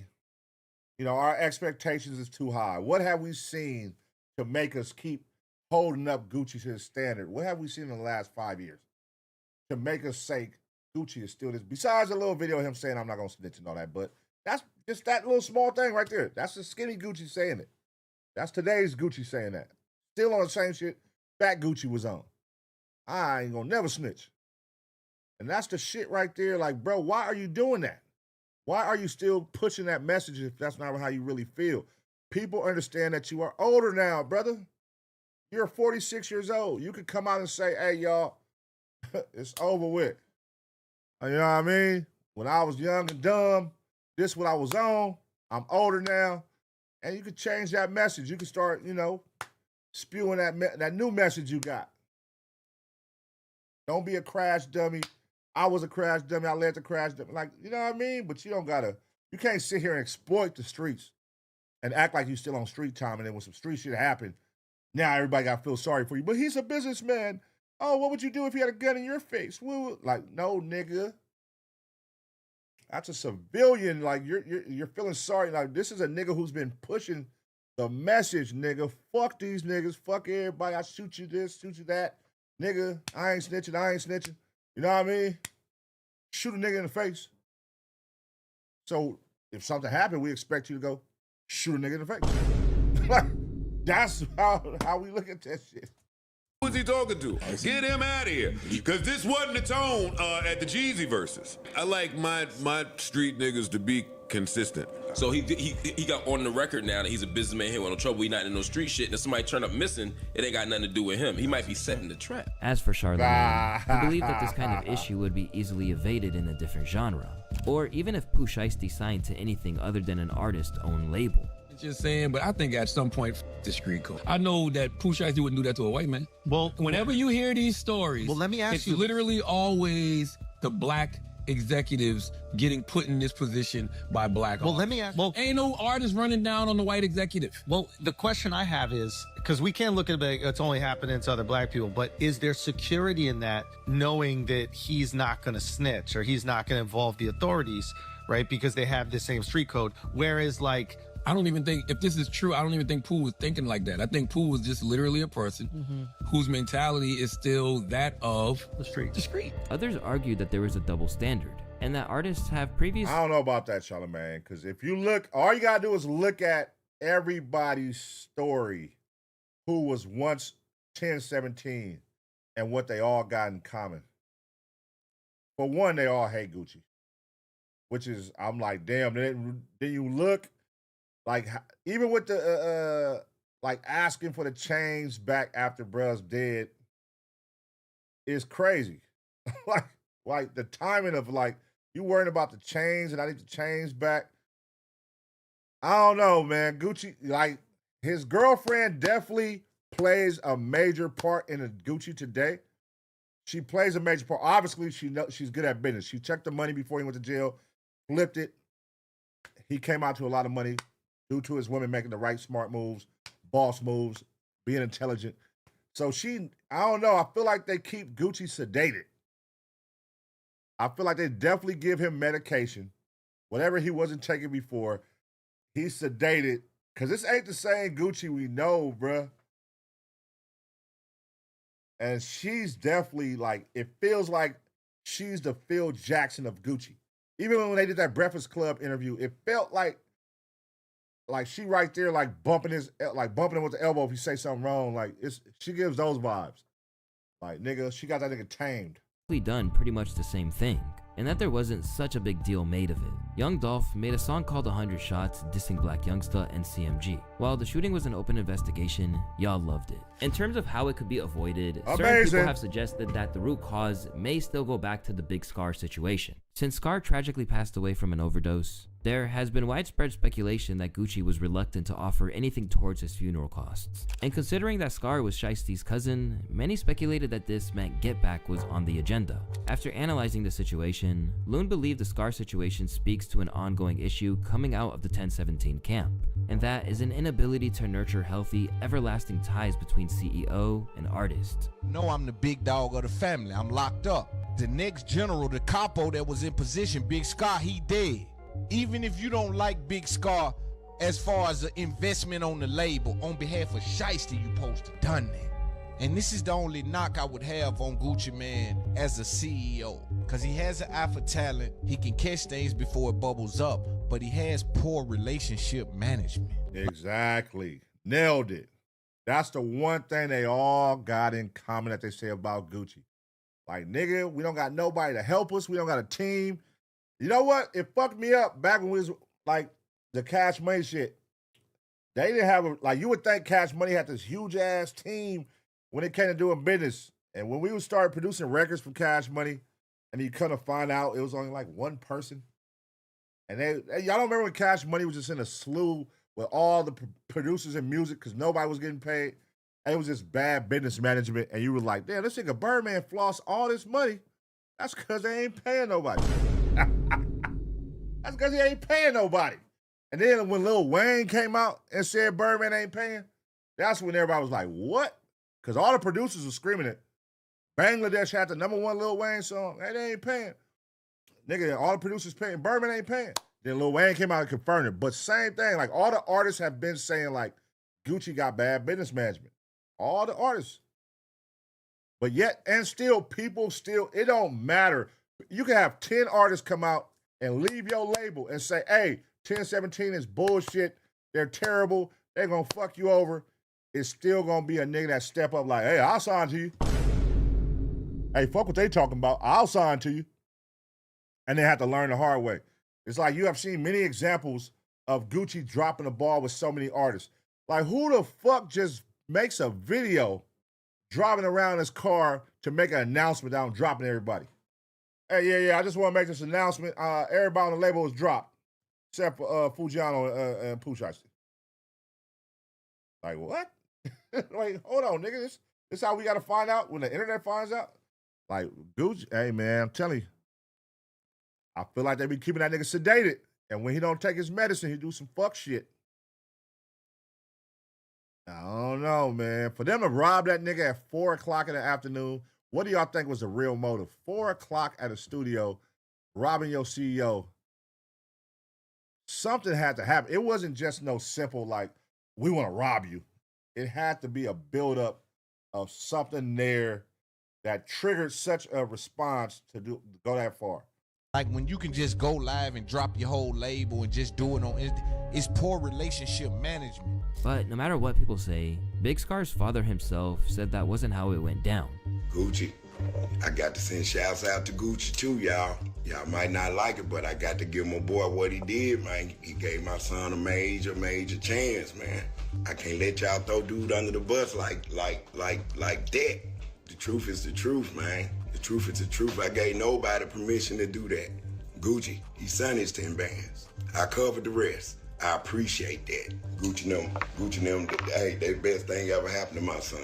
Even if he's been cleared of this allegation, there were other underlying tensions between Gucci and Shiesty's camps that have come to light. Through her experience at 1017, former artist Jenae said that Pooh and Gucci pretty much never got along. Let me out my contract. Y'all painting a picture out to make it seem like it's a curse with Gucci. There ain't no curse with Gucci. Everybody chose their own fate. 2 of my goddamn label mates is gone. Y'all got so many opinions, but y'all don't even know that Fujiano and Pooh Shiesty and Scar was beefing with Gucci the entire time. It was the back and forth of who leaving the label and who want to stay and come back and give me your chain, or no, you can have your chain. Like, it ain't even about reading your contract. Everybody wanted respect. There was really no team with 1017 to where we had people that was really there. Then there were reports of tension regarding Pooh's right-hand man, Big 30. Apparently, Gucci was never cool with the idea that he should be associated with Pooh or 1017, meaning that when it came time for his friend to stick his boss up, he had no reservations. How did you feel? All right, and one thing that did go viral with Gucci, how did you feel? Like, I think you had posted a picture of Gucci, and then Gucci was like, nigga, I met you one time or some shit. How did you feel when he had said that? And then what was your relationship like now? I mean, as soon as I seen this nigga threw us out, because it was me and Shiesty the first time meeting him. So we both like hit him like, damn, what's up with this go up? You know what I'm saying? And I ain't gonna talk about what we say in the midst. Yeah. But long story short, Gucci was like, man, I was tripping, I'm gonna fix it. Who did that, man? Gucci, man, be off the meds when he ain't on his sedation. I'm telling y'all, man, something ain't right with that nigga. Something still ain't right. You can't correct that. That nigga was fucked up in the head for a lot of years. They just giving that nigga, I don't know, man. Something is off. Because I don't get why he made that song with an open case. Speaking about, hey, you a real crash dummy. You made me sign, like why would he? I don't know, man. That's a hard pill to swallow. Like, god damn, Gucci, what the fuck? He flew a nigga out to Miami. Did free song, free video with a nigga. You know what I'm saying? Apologize. Like, but it was under duress. Yeah, you know what I'm saying? We left that little shit behind that. Yeah. Gucci just wanted to sign me back. Like, that's what I was gonna say, because he was one of the niggas that wanted to sign you early on, right? Wanted to sign. No matter whether you are a Gucci diehard or someone who only listened to him in passing, the whole situation has people reassessing his entire legacy. And resurfaced quotes like this one from Jeezy has people feeling a type of way about whether his longtime enemy was ever actually on the level. As far as the other shit is concerned, you know, I just really don't like this throwing my name and all this shit to sell records. That's a whole move. Any from any hood know if you get in any type of trouble and throw your name in that shit, he's a snitch ass. That's what he is, a bitch ass, snitch ass. Dog. You know what I'm saying? I don't like to get a nigga no light, dog. So that situation that we were just talking about with the charges and so forth, do you feel like it was a setup because cats came like after you, like they was coming to get you? Yeah, I think it was a setup. Do you have any indications on who it might be? Have you heard anything on the streets? Just whatever you feel in your own heart? Well, you know what I'm saying? Like I say, ain't too many people got the motive to do some shit like that. I just like a detective, learn, you know what I'm saying, look at the motive, who has motive to do it. And this fuck nigga, the only nigga has motive. Jeez. Yeah. Okay. Ah, shit. Goddamn. So Gucci been on. Oh, shit, boy. Them goddamn archives, boy. You can go back and pull. That's why you gotta be careful what you say on tape, man. Nigga, this shit lives forever. This shit lives forever. They can go back like, oh, y'all, hey, Gucci been snitching. Oh, y'all didn't? Oh, y'all, okay, watch this. Let me go pull this video up and show y'all. Yeah. Still, even if you hated every minute of his diss track towards Shiesty, the relevance of his argument that you went out like a crash dummy and after all that you signed to me can't be disputed. And in the aftermath of it all, Shiesty's streams have tripled. But judging by the drastic action he took, there's only one person that really stands to profit. This was best explained by Sean Cotton, who basically explained that in a culture where negativity thrives, this was always going to benefit Gucci's pocket in the long run. So picture how much he's being streamed now. FDO is the #1 streaming hip-hop song right now. since the news broke. Shooting up, going crazy. Why I say Gucci Mane won the war is because Gucci Mane's about to clean house. He's about to clean house. And what I mean by that, he's about to eat real good off this. Everybody's tuning in to Pooh Shiesty. Everywhere I went yesterday, everybody was listening to FDO. Everybody was listening to 762 God. Everybody listening to all his Alec, all these songs. Everybody's tuning in, trying to put clues together and shit like that. So, you know, I think Pooh Shiesty is gonna get to around. He's getting 10 million streams a day, and Gucci's just sitting back, cleaning house, and he's eating. He's gonna eat good off this, and you know, Pooh Shiesty brought it on himself. When it comes down to what it means for Shiesty, his legal team, including noted rapper attorney Bradford Cohen, insisted that he was in good spirits. How is Pooh Shiesty doing? How's he doing? He's holding up. It's like any defendant, right? You know, there's ups and downs in cases, and you know this. We've been kind of talking about different cases for a very long time, and we know there's going to be high points in cases, low points in cases, so everyone deals with those things differently. Pooh he's always have a positive attitude. I have a good conversation with him about the case, a good conversation about how we move forward from there, so he's staying positive, just like any defendant should. It doesn't do you any good to get depressed or get angry about things. It's like, when asked about why Pooh Shiesty went to Staples before heading to the studio, he disputed the idea that it was a premeditated angle to get out of his contract all along. Charges, I believe drug and weapons charges, and he was sentenced to home detention. He had to wear an electronic monitoring device, and they say that authorities were able to allegedly use the location data from that device to seemingly track his apparent movements near the crime scene, and I believe they say that the ankle monitor was used to track him and William Sr. to a Staples, and the allegation was there that they went to a Staples early in the day to print off that agreement, to print off the contractual release paperwork that they say they were forcing RD. Yeah, I'm gonna need you to sign this, Guwap. It's over with. I'm gonna need you to sign it, man. I ain't signed nothing, man. I ain't how this shit work, man. How do y'all think it went down? How do y'all think it went down, man? That nigga said, I need to up out this motherfucker, man. Fuck this. I'm tired of playing with your ass. We've been going through this, like the girl said, they been wanting to get out of this situation. We been wanting to get out this goddamn deal. Nigga, you playing. I don't know who got the song, because we would assume that Gucci got the song going, right? I don't know. Maybe he do, maybe he don't. But we would assume that it's because of 1017 and Atlantic that Gucci got the song going and he's doing his part. But what if he's not doing his part and Pooh Shiesty and his dad been doing all the heavy lifting? And they like, hey, nigga, you ain't doing shit and you taking all the credit and getting all the money. I don't know. I'm not in their business affairs. Don't know what's going on behind the scenes with them. But to go to this extent of allegedly making a nigga sign his contract at gunpoint, nigga, I really want to get out this motherfucking deal. You know what I mean? God damn. That's crazy. If it was a white man, would he do that? No. But then again, it's like, is a white man walking around to my nigga fuck snitches and I don't snitch, I never snitch. So you gonna treat a nigga like on some street shit. Oh, you stayed on street business, so I'm gonna treat you like a street nigga. We doing gangster business at this point, nigga. I look at you as a gangster, not a businessman. You was a gangster who do business.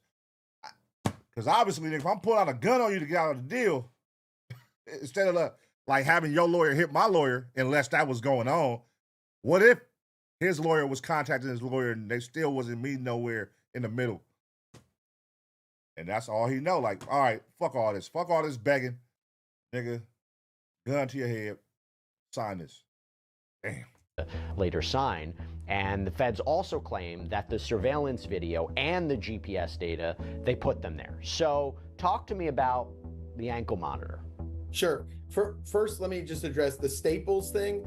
Like, I don't even care if they're at Staples. Like, they're going to a recording studio, and normally my clients usually print off the lyrics for different individuals. If you have 5 individuals that are going to be on one record and they each have a section or a part, they'll usually print those things off. So I really didn't care about the Staples thing.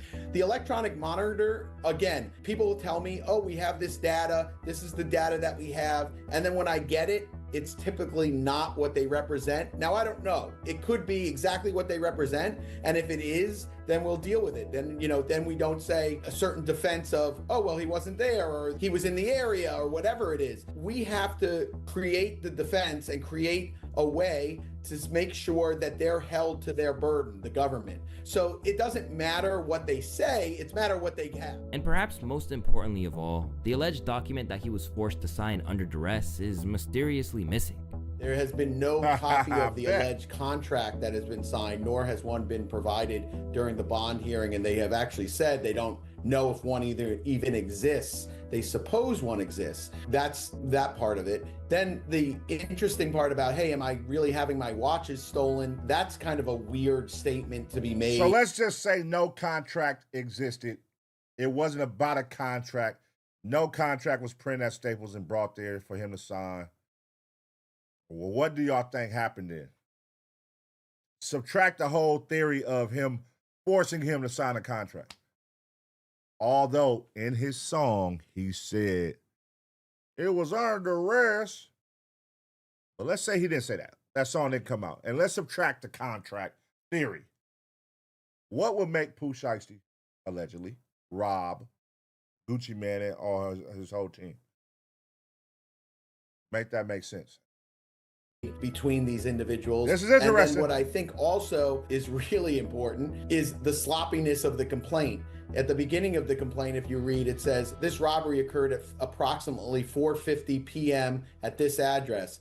Then later on in the complaint, it says they all left at 4:48 p.m. at this address. So even the sloppiness of the complaint is quite shocking when it comes to someone who's getting charged with a life felony. That's just one mistake that was made. Yet, even though his legal team is trying to put a positive spin on the whole thing, Shiesty's recent hearing seems to suggest that there was some frustration on his part about how it was playing out. Under oath, FBI agent Henson testified and admitted that Gucci Mane gave a statement to Dallas PD about the January 10th, 2026 alleged kidnapping and robbery at Luminous Studios in far north Dallas. Pooh Shiesty would proceed to rest his head against the courtroom wall as his left leg shakes, while attorney Bradford Cohen questioned the agent about Gucci Mane allegedly being pushed on the couch and guns pointed at him. Agent Hansen said Gucci Mane told his security, who were ex-Detroit police, were outgunned. Then, Pooh Shiesty shakes his head in disbelief when the agent says that Gucci Mane told his security to put the gun down. It's no surprise that Pooh's lawyer is doing his best to take charge of the story and present it in a way that benefits his client. But if you ask any lawyer who isn't on his team, it appears that in all likelihood, things are looking bleak. I wouldn't be surprised if Pooh Shiesty thing results in very stiff sentences for those involved, especially Shiesty. Shiesty's going to get fucked here. He's going to get a long prison. It's federal. There were guns involved. They will get a Texas judge. They forced Gucci Mane to sign a contract. Lawyers and judges don't play about contracts. Contract law is like the foundation of law. A law itself is basically a contract between yourself and the state and the country you're in. Pooh Shiesty got a second chance. Judges hate when you throw away a second chance. Yes, they do. Pooh Shiesty was on supervised release. Pooh Shiesty had an ankle monitor on. I'm not saying he'll get 30 years, but if he did, I wouldn't be totally surprised. He will get 30 years for this. He absolutely will.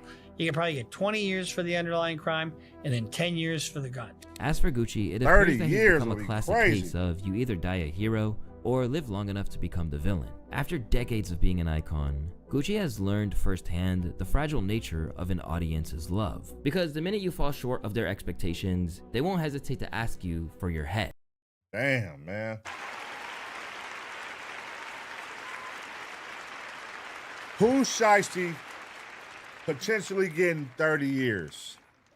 How do y'all think, the culture, the hip hop world would react to that as far as from a Gucci aspect? Nigga, this is because of you. Even though, Pooh Shiesty's a grown man. He makes his own decisions. This is because of you. It's going to be that. Gucci, it's all your fault because of you. He got 30 years. That's going to be a blow. I could definitely see the hate train. I saw Gucci performed at a college back in his hometown this weekend, and how the internet took that video, and it's like they're looking for something to drag Gucci on right now. And I can see the hate train coming for Gucci. I can see the hate train coming. Yeah. It's a lot of passengers on a hate train right now. But you know how it go, man. It's like, there's always going to be people that love you. There's going to be people that hate you. But at the end of the day, the show goes on. You know what I mean? The show goes on. So let's see how Gucci bounces back from this. Because right now, it's definitely the whole snitch name calling allegation shit is heavy on his head right now. So let's see how he reacts to this, though, man. Let's see how I want to see like his first actual sit down. Will he come out or is he gonna wait till after the case? He's a wobbler, man. But I said his girl is definitely keeping him intact.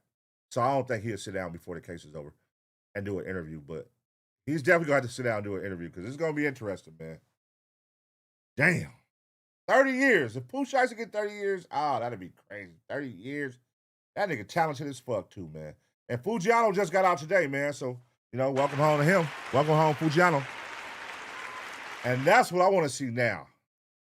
Like, Fujiano, this is the two people you said you was holding tight to 10-17. Pooh Shiesty and Fujiano. Everybody else, y'all could beat it.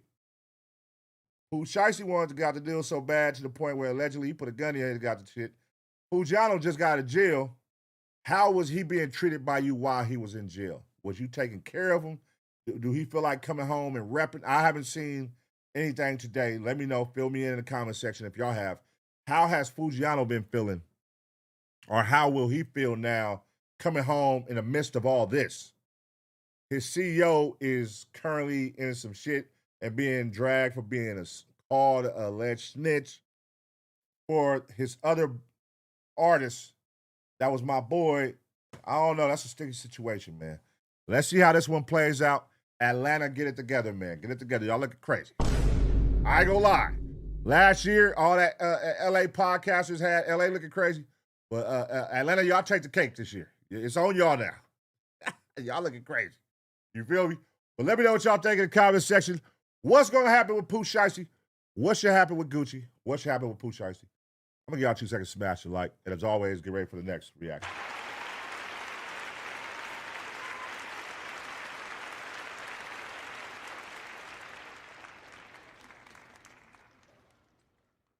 All right. Cool.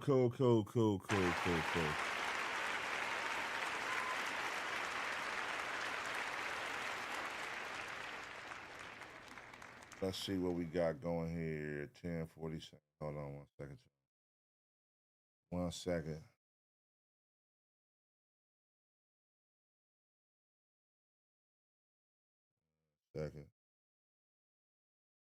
All right. Let's see, man. Who we got up in this motherfucker one time for the one time?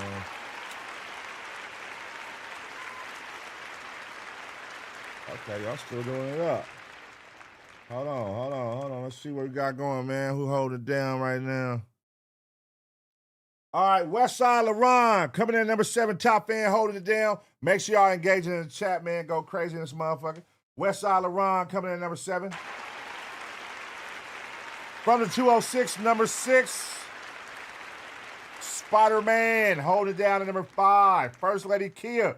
First Lady Kia ain't budging, nigga. She right there. Kane and jump to the front. Hold on, okay. Kane, what's going on, Kane? Shout out to you, number 3, man. Lady N is still at number 2. And Mile High Stepper still holding strong. No, wait. Lady N, you up to 300 XP now. He's still at 325. You at 300 XP. Lady M might get that nigga. Lady M might get him. Lady M might get him. Hey, shout out Scrooston G, man. My boy Scrooston G is in the building. He says, shout out to Taser Gang, the late nighters. Shout out to my guy, Big Uno.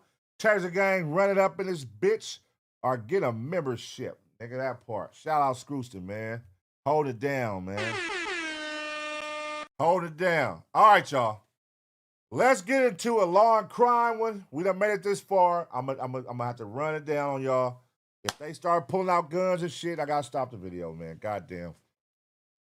Cause I gotta do more research on why exactly. Cause certain videos with guns they don't trip, and then certain videos they do. What is a determining factor to where you zap my goddamn episodes? We be having some good ass energy going on, good episodes, and then we get zapped And it don't even be for sometimes, it don't even be for the actual video we're watching at the time we get zapped. It'd be like from a video earlier in the episode that happened at the beginning, and then they want to come and zap me later. I don't know, man. I don't know who's in charge of that. We got to talk to him. We got to come sit down with the Taser gang. Come have a seat with us, man. Why the fuck do y'all be zapping us, man? There's just videos on your goddamn network. You know what I'm saying? On your platform. We just reacting. Let's have a good time. Hey, y'all. Did I tell y'all that some lady, oh, man, this shit was crazy last week. She had her and her lawyer. They put me on Instagram for, I guess she didn't know that I was a reaction to it. She must have thought it was my video. But she was in a Pooh Shiesty video. The video that's about Pooh Shiesty family. It's on my page right now. I think I got like 80K views on my page right now. But, nigga, she put me on Instagram. I was like, why is all these people tagging me? This was like a couple days. I want to say like last Thursday. Or was it? Whatever the case. It was a couple days ago. But, nigga, hella people was tagging me, right? So the lady had made a message like, I need everybody to tag AceBoyPun and tell him to take this video down. Right? I'm like, what the fuck? So I'm like, what is she talking about? So I go look, and she's like, he's saying that I did this, but it's a reaction. I'm reacting. So the person on the video was saying this shit, not me. I'm just sitting there chilling, but boy, that shit was funny, nigga. They had lawyers, all fuckers in the goddamn chat. Man, it was like, take this shit down or else. I was like, what the fuck is going on, man? But that just lets you know, man, the power of the Taser gang, nigga. We getting big out here on these motherfuckers. They want to take us to jail. They want to take us to jail. They try to see me on a reaction video. They try to put the PU on a body cam video getting arrested over my reaction videos. God damn. Free the Taser gang, man. Free the Taser gang. You can't stop us, man. You can't stop us. Yeah. Terrible, man.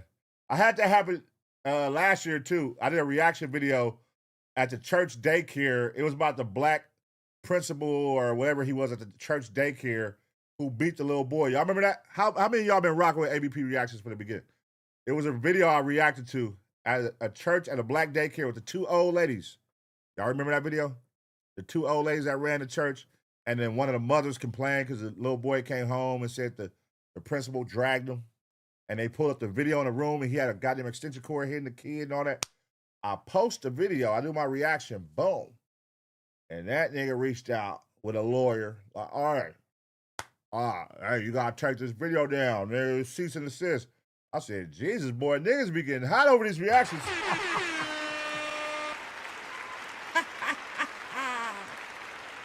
Niggas be getting hot. You feel me? So that just lets me know that these motherfuckers is watching. So make sure y'all smash a like and get y'all a membership. Get y'all a membership. You know what I mean? If you really want to watch, get you a membership. Shout out to the Greens, man. Shout out to the Greens, man. Yeah. That nigga was hot, though. He's like, yeah, can you take this down? I say, brother, this is the internet, brother. Nigga, once something like this come out, you got to worry about a million motherfuckers. Not just me. Hey, man. There's a million motherfuckers react to this shit. There's a lot of reaction channels on this motherfucker. You better go check it out. You know what I mean? All right. Here we go, y'all. Let's get into this double murder. Just that title alone, I'm finna be like, man, don't get zapped, PU. All right, let's watch. That would have. Let's watch. Let's do it up. All right, man. Let's do it up. Double murder in Olney.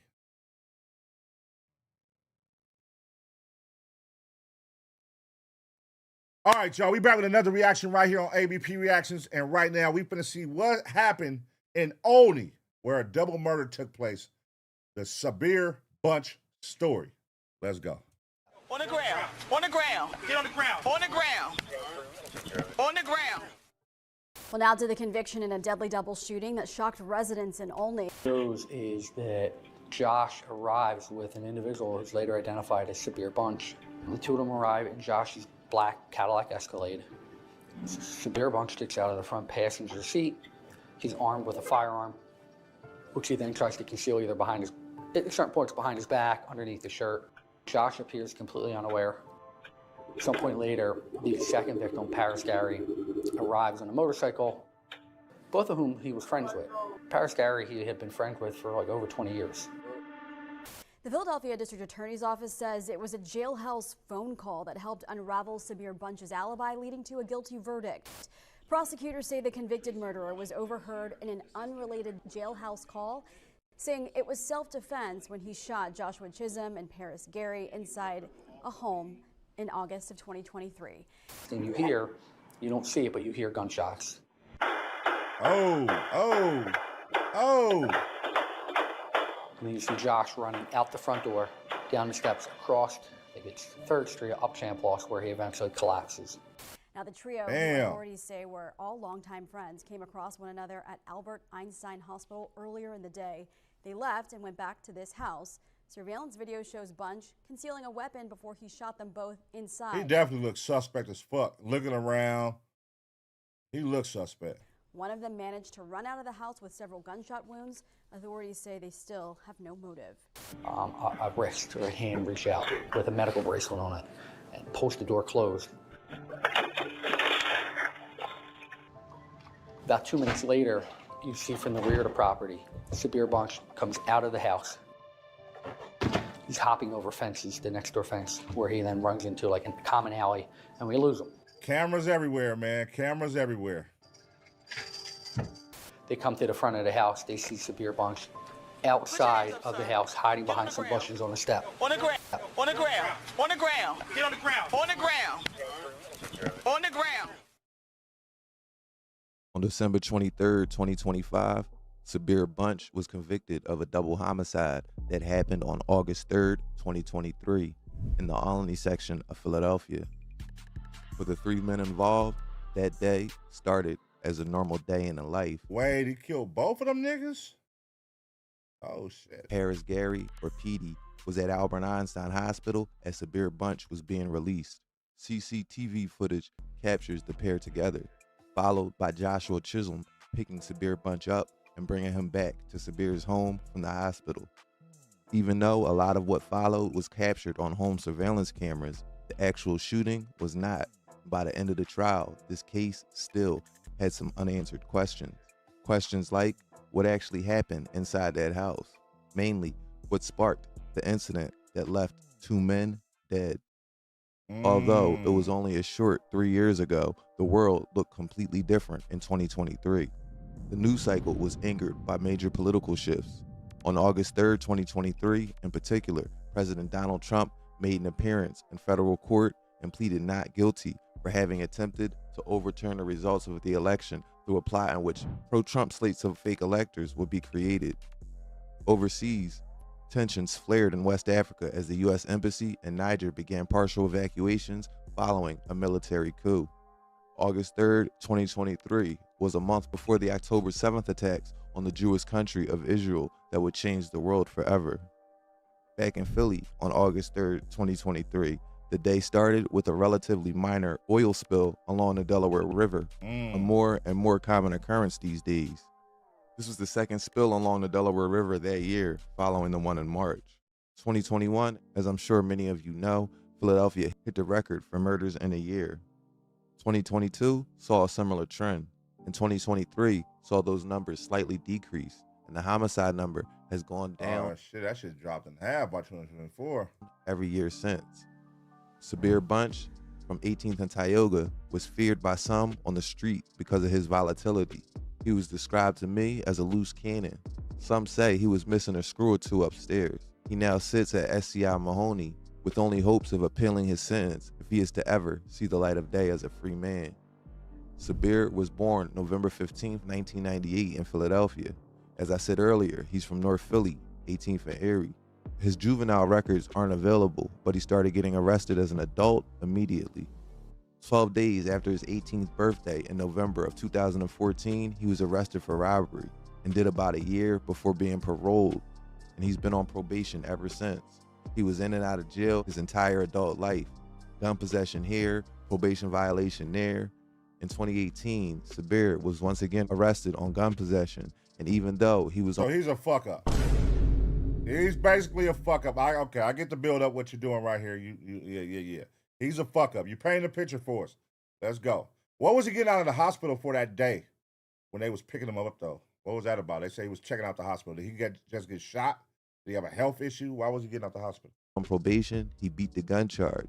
It's unclear to me right now what happened with that case because, as it states in this article, his court records are no longer available. This small excerpt from the article talks about Sabir being one of 17 instances in which someone charged with a gun case in 2018 was later charged with homicide, murder, or attempted murder. And this article is from way back in 2021. Detractors of Larry Krasner point to cases like this as their biggest problem with what they call his soft on crime approach. Krasner will argue that he has a smart on crime approach. Like every police department and district attorney's office in the country, Philly saw a big spike in all violent crimes during COVID. Also, like most places, Philly saw a dramatic drop post-COVID despite the criticisms of Krasner and his policies. However, to Krasner's critics, Sabir's 2023 double murder case is particularly egregious because not only was he charged in 2019 for a murder, which a witness and camera says he participated in, Damn. but he somehow beat that as well. In a legal motion I obtained, it talks about how on December 2nd, 2019, at around 6 p.m. near 17th and Pulaski, My nigga beat a murder, got out, boom. 2 years later, a double murder. paramedics transported Sean Gunther to Temple University Hospital, where he was pronounced dead by 7:30 p.m. At the scene, recovered were 6 .40 caliber fired shell casings and 4 .380 caliber shells, indicating the presence of at least two shooters. Although the shooting was off camera, surveillance video captured Sabir Bunch walking toward the scene, wearing a dark colored jacket, dark pants, and dark boots, while Marquise Williams was recorded wearing a red, white, and blue jacket with a dark hoodie underneath and dark striped sweatpants. An individual outside an unmarked windowless barbershop featuring a black door at 17th and Pulaski. What the fuck? That's a barbershop? That shit look crazy. What the hell? Goddamn, Philly. Told detectives that Sean Gunther had just left after getting a haircut when the shots erupted. The investigation relied heavily on witness number 1, who heard the shots near 3700 Pulaski and identified Sabir Bunch firing a weapon. And then witness number 2, who says he saw Bunch and Williams fleeing south on Pulaski before turning east on Erie Avenue. Witness number 2 here became very important because he noted that Marquise Williams dropped his gun while running. He also noted that he saw him run past him, drop his gun, run back past him to get it, and then run back past him again. Oh my God. Video surveillance corroborated the timeline, capturing Sabir Bunch wearing the clothes described earlier, as well as Marquise Williams initially in the red, white, and blue jacket over the dark hoodie, which he then changed. They were never seen together on camera before the shooting. Footage shows Sabir. Cameras everywhere, y'all. Don't do crime, y'all. Don't do crime, man. It's bad. Arriving at the crime scene minutes before Marquise. Marquise is seen on camera walking from his car at Erie and Bouvier to the barbershop and back to his car before the shooting. Almost immediately after Sabir got to the barbershop, footage shows Marquise entering his silver or gray car, which was parked at 3700 North Bouvier Street, which was at 543, before changing his clothes and walking a path along Butler Street and Pulaski Avenue back to the place where they were calling a barbershop, before returning to the vehicle to swap his jacket for a dark-colored one at 548. Wait, why you keep going to the car to change clothes? Just minutes before the murder, he then walked back to the barbershop. Shots rang out seconds later. Immediately after the shooting, 2 men matching the descriptions were seen hurriedly fleeing east on Erie Avenue, south on 15th, east on Lenox, and then south across Broad Street from west to east. And finally, they went west on Venango.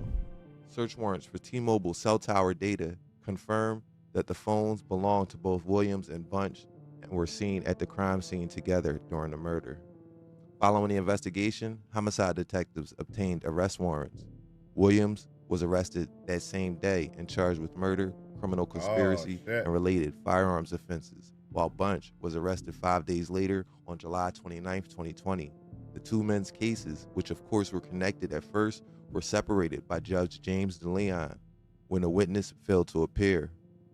When both witnesses failed to appear for the second time on November 18th, Judge DeLeon held Sabir Bunch for court but discharged Williams for lack of evidence. The Commonwealth refiled them niggas got off charges against Williams on December 19th, and he was held for court on all charges on March 17, 2021. Because they were held for court on different dates, the cases were separated. If you like this type of content and want to see more of it, make sure to hit that like, subscribe, and even share the vid with your folks. Don't forget to turn on notifications. It helps the channel more than you know. Sabir Bunch's 2020 murder case went before Judge Diana Anhalt on October 27, 2021 for a possible plea, but negotiations failed. Both cases were eventually scheduled for separate trials on January 30th, 2023. Williams' defense counsel sought to sever the trials, arguing that admitting Bunch's phone conversation with the witness would violate Williams' Sixth Amendment right under the Breton Rule. Prosecution says that witness number 2 first talked to them at the crime scene. When asked to come in and make a formal statement, witness number 2 at first declined. Witness number 2 would eventually come in to make a statement to police. Damn. He, however, failed to ever show up at trial. During the course of the investigation, he told police that Sabir Bunch had called him and asked him if he told someone named Boom from the neighborhood about the murder. Bunch's case went before Judge Diana Anhalt on October 27, 2021 for a possible plea, but negotiations failed. Both cases were eventually scheduled for separate trials on January 30, 2023. Williams' defense counsel sought to sever the trials, arguing that admitting Bunch's phone conversation with the witness would violate Williams' Sixth Amendment right under the Breton Rule. The Commonwealth argued that the conversation was a direct attempt to silence a key witness and was therefore admissible under the co-conspirator exception to the hearsay rule. The prosecution argued that any constitutional concerns could be remedied during a joint trial by simply redacting Williams' name from the statements and replacing it with a neutral term like the other guy. Marquise Williams pleaded guilty to third-degree murder, while Sabir Bunch ended up walking away. Now, obviously, we wouldn't be here if Sabir Bunch was convicted in that trial. And since he never had a trial, it goes without saying there's no paperwork to tell me why. But I would have to guess it was because of the lack of evidence. The state would have had to prove that Sabir and Marquise both had guns and both fired shots. They can draw enough reasonable conclusions to prove that one of the two at least fired shots. However, the Commonwealth's problems were stacking up in this case. 1, the weapons were never recovered. 2, neither eyewitness showed up for court, even though they had one witness on audio and video record. 3, nigga said, we ain't showing up to court. Okay, so it's real deal out there. So wait, why did the other nigga go with the guilty? Yeah, god damn. Okay, let's keep watching. That witness ID'd both men, but could only positively ID one at the scene, Marquise Williams. Even though 2 sets of cartridges were found, any competent defense attorney could successfully argue that there are other possibilities of who fired those other shots. The 5th problem that the state had was that neither man was talking. I don't have enough information to know which shell casings Gunther was hit with, if not both of them. All the paperwork I could get talked about shells found at the scene and not the medical examiner's findings. Of course, this would all have come out at trial, but instead, Marquise Williams is doing 10 to 20 after pleading guilty. That would have put Sabir Bunch back on the street after his probation violation was sorted out. It wasn't. Why did he plead guilty though, if the witnesses didn't come forward? Did he jump the gun? Like, what the fuck? Damn. Imagine that. Like, hold on, nigga. Plead guilty. Like, you could have walked away, right? You was gonna be good. Damn, instead you got 30 years. Long until we got to August 3rd, 2023. Video footage shows Sabir Bunch in the hospital along with longtime friend Paris Gary. Joshua Chisholm drove to Albert Einstein Medical Center and brought Bunch back from the hospital to his crib on the 5900 block of North 3rd Street, joined shortly after by Paris Gary. At the house, video showed. Look, he got his thing out right there, whipped out. You know what I mean? Look at suspect from the jump. He got out the car, nigga on swivel. He is on high alert, nigga, fresh out the car, making sure nobody walking up, tripping. Sabir Bunch exiting Joshua Chisholm's car, armed with a gun, which he is attempting to hide. Not very well, if I might add. Shortly after, both enter the house. Video footage shows Paris Gary pulling up to the home on a motorcycle. Around 7:30 p.m., the sound of gunshots could be heard. Joshua Chisholm runs out of the house and collapses on the ground across. And he ain't got no gun. So he running. He ain't got no gun. The other nigga probably got straight dome shot. Boom. The nigga who put up on a bike. Street. Video later captures Sabir exiting the back of the house, hopping over fences, and fleeing from the area. About an hour and a half later, police responded to a call for a burglary at 428 West Spencer Street, which was about 2 blocks away. The complainant told PPD that a man kicked in the back door of her property and then fled out the front door. Officers located Bunch shirtless and hiding behind bushes outside of the property. Bunch's clothing was recovered and later tested positive for gunshot residue, along with other relevant evidence. At trial, Sabir tried to say it wasn't him on video and that he was not at his own home that night, a defense that was wildly silly.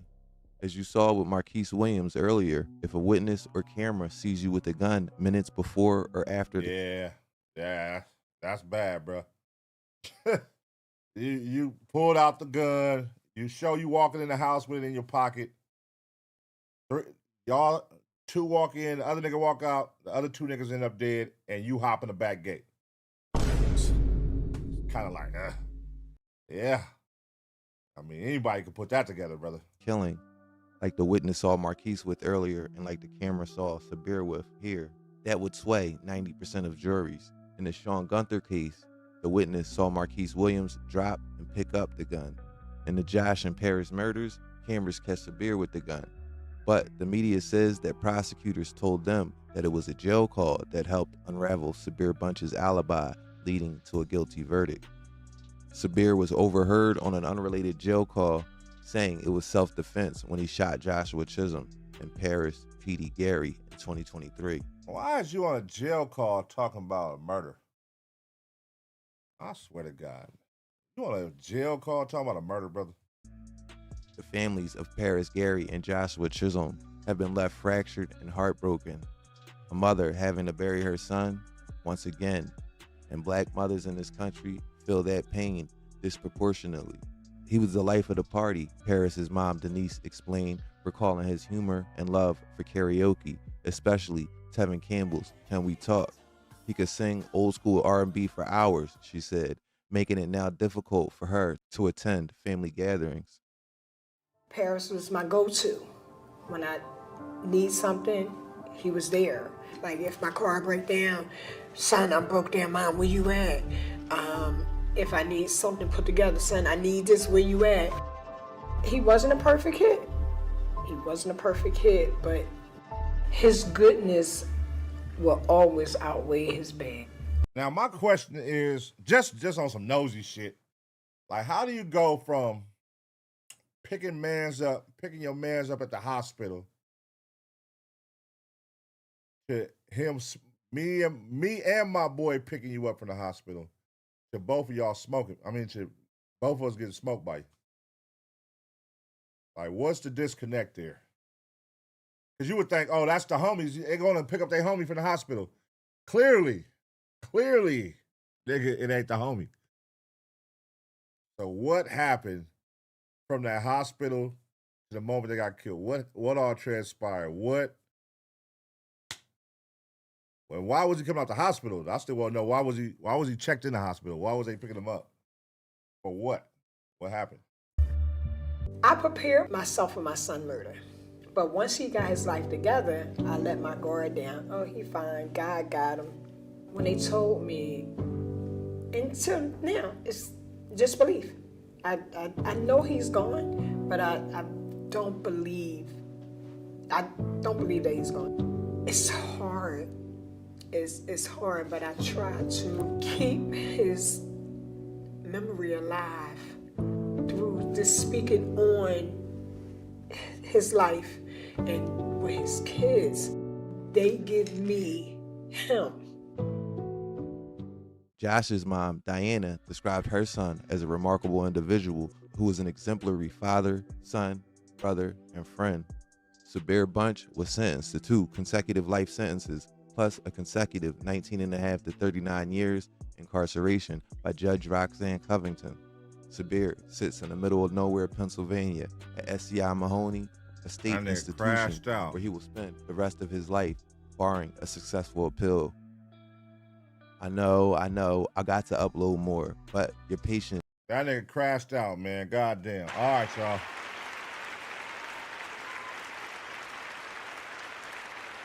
I don't know. I got some questions. I still got some questions, but yeah, man. I'm just really confused by the me and the homie coming to pick you up. You know what I'm saying? Making sure we get you back to the house. And then obviously, hey, he finna come meet up. The other homie finna come pull up, boom. And then moments later, you kill both of us. But I'm also comfortable with you walking in my house with a gun. So that means I trust you as a homie. Because if you somebody I don't trust walking in my house with a gun behind me while my back turned, that wouldn't happen. I'm not never walking up no steps behind a nigga I don't trust with a gun that I know has a gun. And you could say, oh, he didn't see it. Yeah, he saw it. When you turn around and the nigga got his hand in his front pocket like that, you can see, yeah, when he first initially walked up, you could see he didn't see the gun out, but you could see when he was walking up the stairs and he looked back, you could see that old boy had the gun in his hoodie. So, I mean, I'm sure they know he a hothead or, you know, he a crash out, he a gunner, whatever the case may be. But I wonder what was the real reason for it to escalate to that point. You know what I mean? Obviously, he ain't got sense enough, and he ain't got no cheese to get away and go do nothing. Because, like, what are you still doing in the neighborhood? Like, running through people's house and kicking in their door and got caught the same day. Did you at least, what was the motive? What'd you kill him over? Was it over some money? Because did you get caught with money? Was it over just, what, respect? What was it over? And you saying self-defense. I don't know, man. The other guy ran out the house. He didn't have no gun in his hand. I thought it was going to be like a back and forth shootout. He ran out the house. He didn't have a gun in his hand. I don't know. It looked like you. You know what I mean? Like you, this is your fault, brother. But let me know what y'all think about the situation, man. I'm going to give y'all 2 seconds to smash the like. And as always, get ready for the next reaction.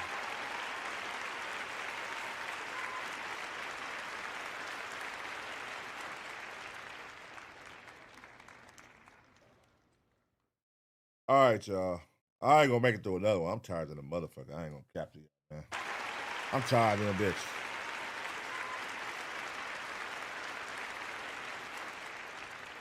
Everyone 30 minutes. I ain't got it in me. But man, appreciate y'all. Thank y'all. Make sure y'all smash the like, man. Hope y'all enjoyed these reactions tonight. We got some good ones, We got caught up on a David case. Got caught up on the Ashlee Jenae shit. The Gucci Man situation. That was actually a good video, man. Shout out Wildest, man. He always make dope videos. Make sure y'all follow his channel, Wildest. It should go up. And the 600, you know, the human trafficking situation out here in California, man. That shit was crazy out here in Southern California, to be exact. You know what I'm saying? That was a wild one. Make sure y'all go check it out. If y'all got in here late, go start from the top. Let it run if you at work. You feel me? This has been 3 hours, 17 minutes. You feel me? It's a 3-hour episode. Take some time off at work, man. Check it out if you're just getting in here. You feel me? I'm gonna get up out of here. I'm tired of the motherfucker. Let's see who won tonight. Oh, as far as the merch, so we was waiting on the what's the shit called? The DTG. He ordered the DTG shit. So whatever case, he said it came at 12 noon today. So it should be all pressed up tomorrow, and then it'll be this week. Y'all get y'all merch. If y'all order merch, y'all get it this week. Initially, it was supposed to be Friday, but he said it'll be done this week. So you'll have it this week. All right, so shout out to y'all. Now, as far as the winners, I got to get y'all sizes. I'm still waiting for Danny F. Danny F, I don't know what happened to her. She was supposed to DM me her size and shit. Shout out to Danny F. And then right now, let's see. Mile High Stepper. Shout out Mile High Stepper, man. Matter of fact, hey, just hit me in the Discord. Go to the gold room. If you're a member, is Mile High Stepper a member? Oh, he's a member. Yeah, go to the just give me your size and Danny F. Just let me know your sizes. Our lady in, get Danny F. If y'all talk, whoever talked to Danny F, get her size for me, man. All right. I'm gone, man. Make sure y'all smash the like. Make sure y'all leave a comment, man. Go run the comments up in this video. Run the comments up, you know, feel me? Make sure y'all smash the like. Make sure y'all hype me up when y'all see these reactions. Let's get this shit going in the algorithm. The channel is growing. You know what I mean? We get a lot of love on this motherfucker, a lot of engagement. Let's keep that shit going. Keep that shit growing. Love y'all, Taser Gang. I'm up out of this motherfucker. Big Uno, it's time, man. I gotta go. You got a video you want me to react to? Join the Ace Kit Discord right now. Scan the QR code on the screen, hit the entertainment tab, click reactions, and drop it in. Super easy. Submit today. Sabir